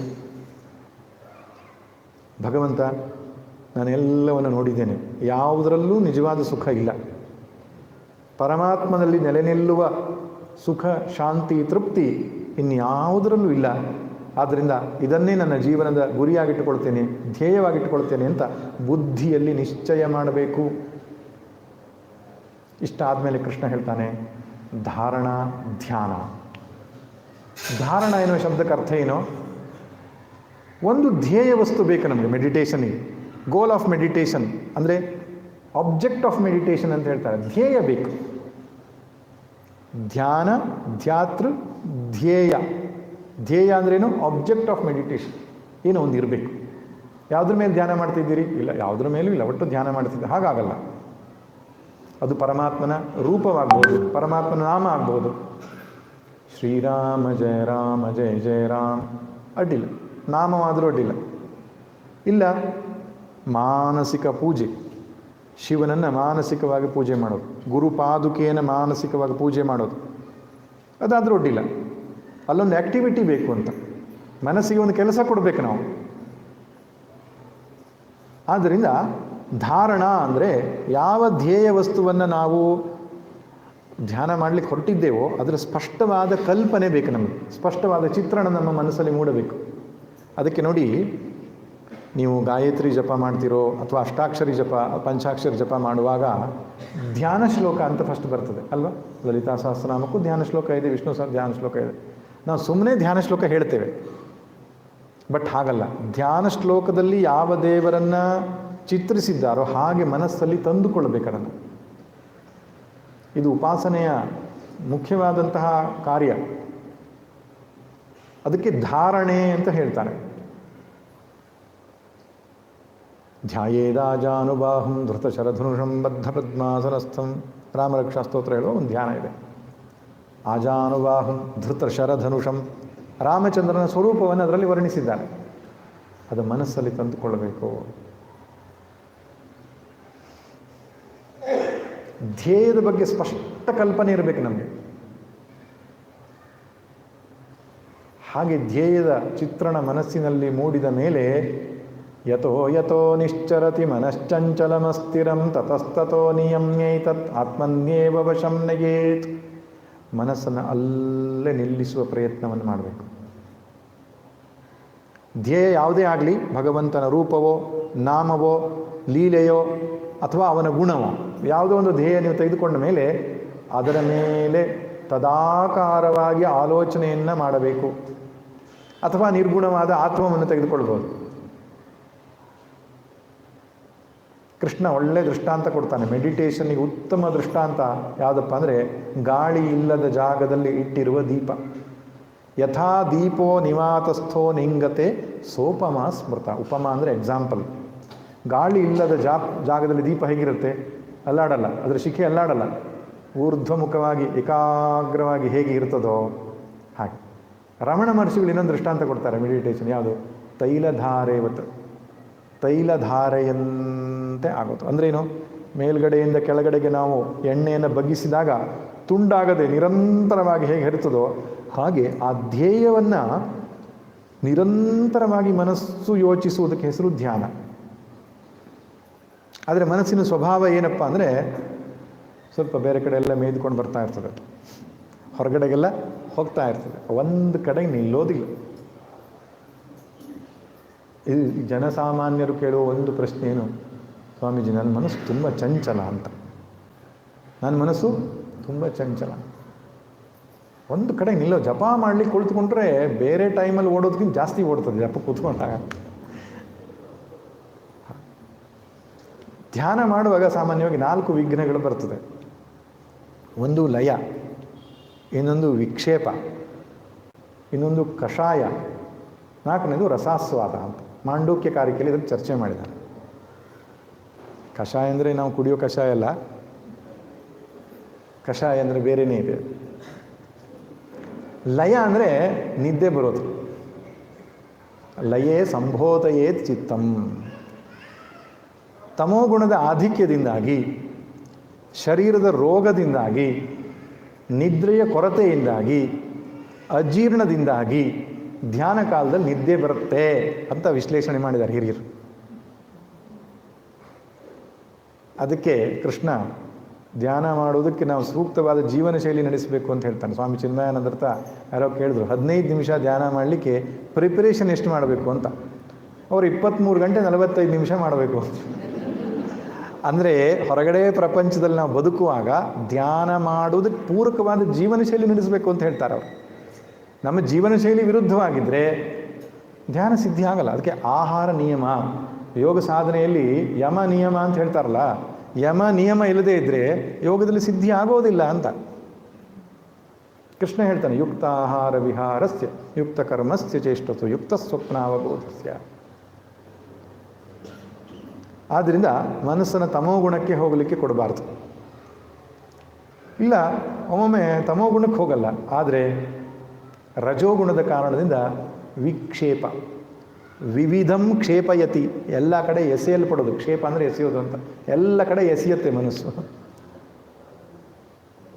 ಅದಕ್ಕೆ ಕಬೀರ ಚೆನ್ನಾಗಿ ಹೇಳ್ತಾನೆ, ಕೈಯಲ್ಲಿ ಜಪಮಣಿ ತಿರುಗ್ತಾ ಇರ್ತದೆ, ಬಾಯಲ್ಲಿ ಭಗವಂತನ ನಾಮ ತಿರುಗ್ತಾ ಇರ್ತದೆ, ಮನಸ್ಸು ಎಲ್ಲ ಕಡೆಗೆ ತಿರುಗ್ತಾ ಇರ್ತದೆ.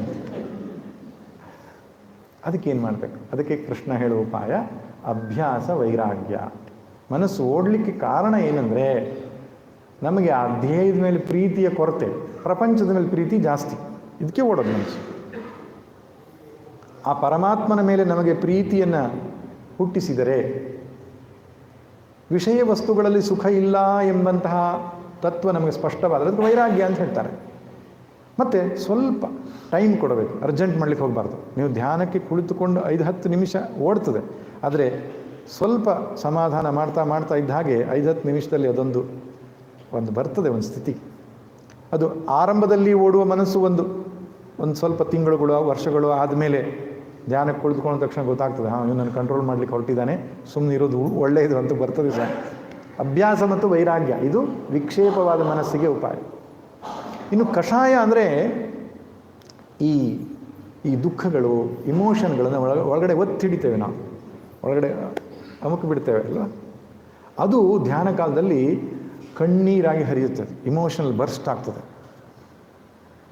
ಯಾಕೋ ಗೊತ್ತಿಲ್ಲ, ದೇವ್ರ ಮುಂದೆ ಕುಳಿತುಕೊಂಡ ತಕ್ಷಣ ಒಂಥರ ಕಣ್ಣೀರು ಬಂದುಬಿಡ್ತದೆ, ಅಳು ಬಂದುಬಿಡ್ತದೆ ಅಂತ. ಅದುಮಿಟ್ಟ ಭಾವನೆಗಳು ಹಾಗೆ ಆಗುತ್ತೆ.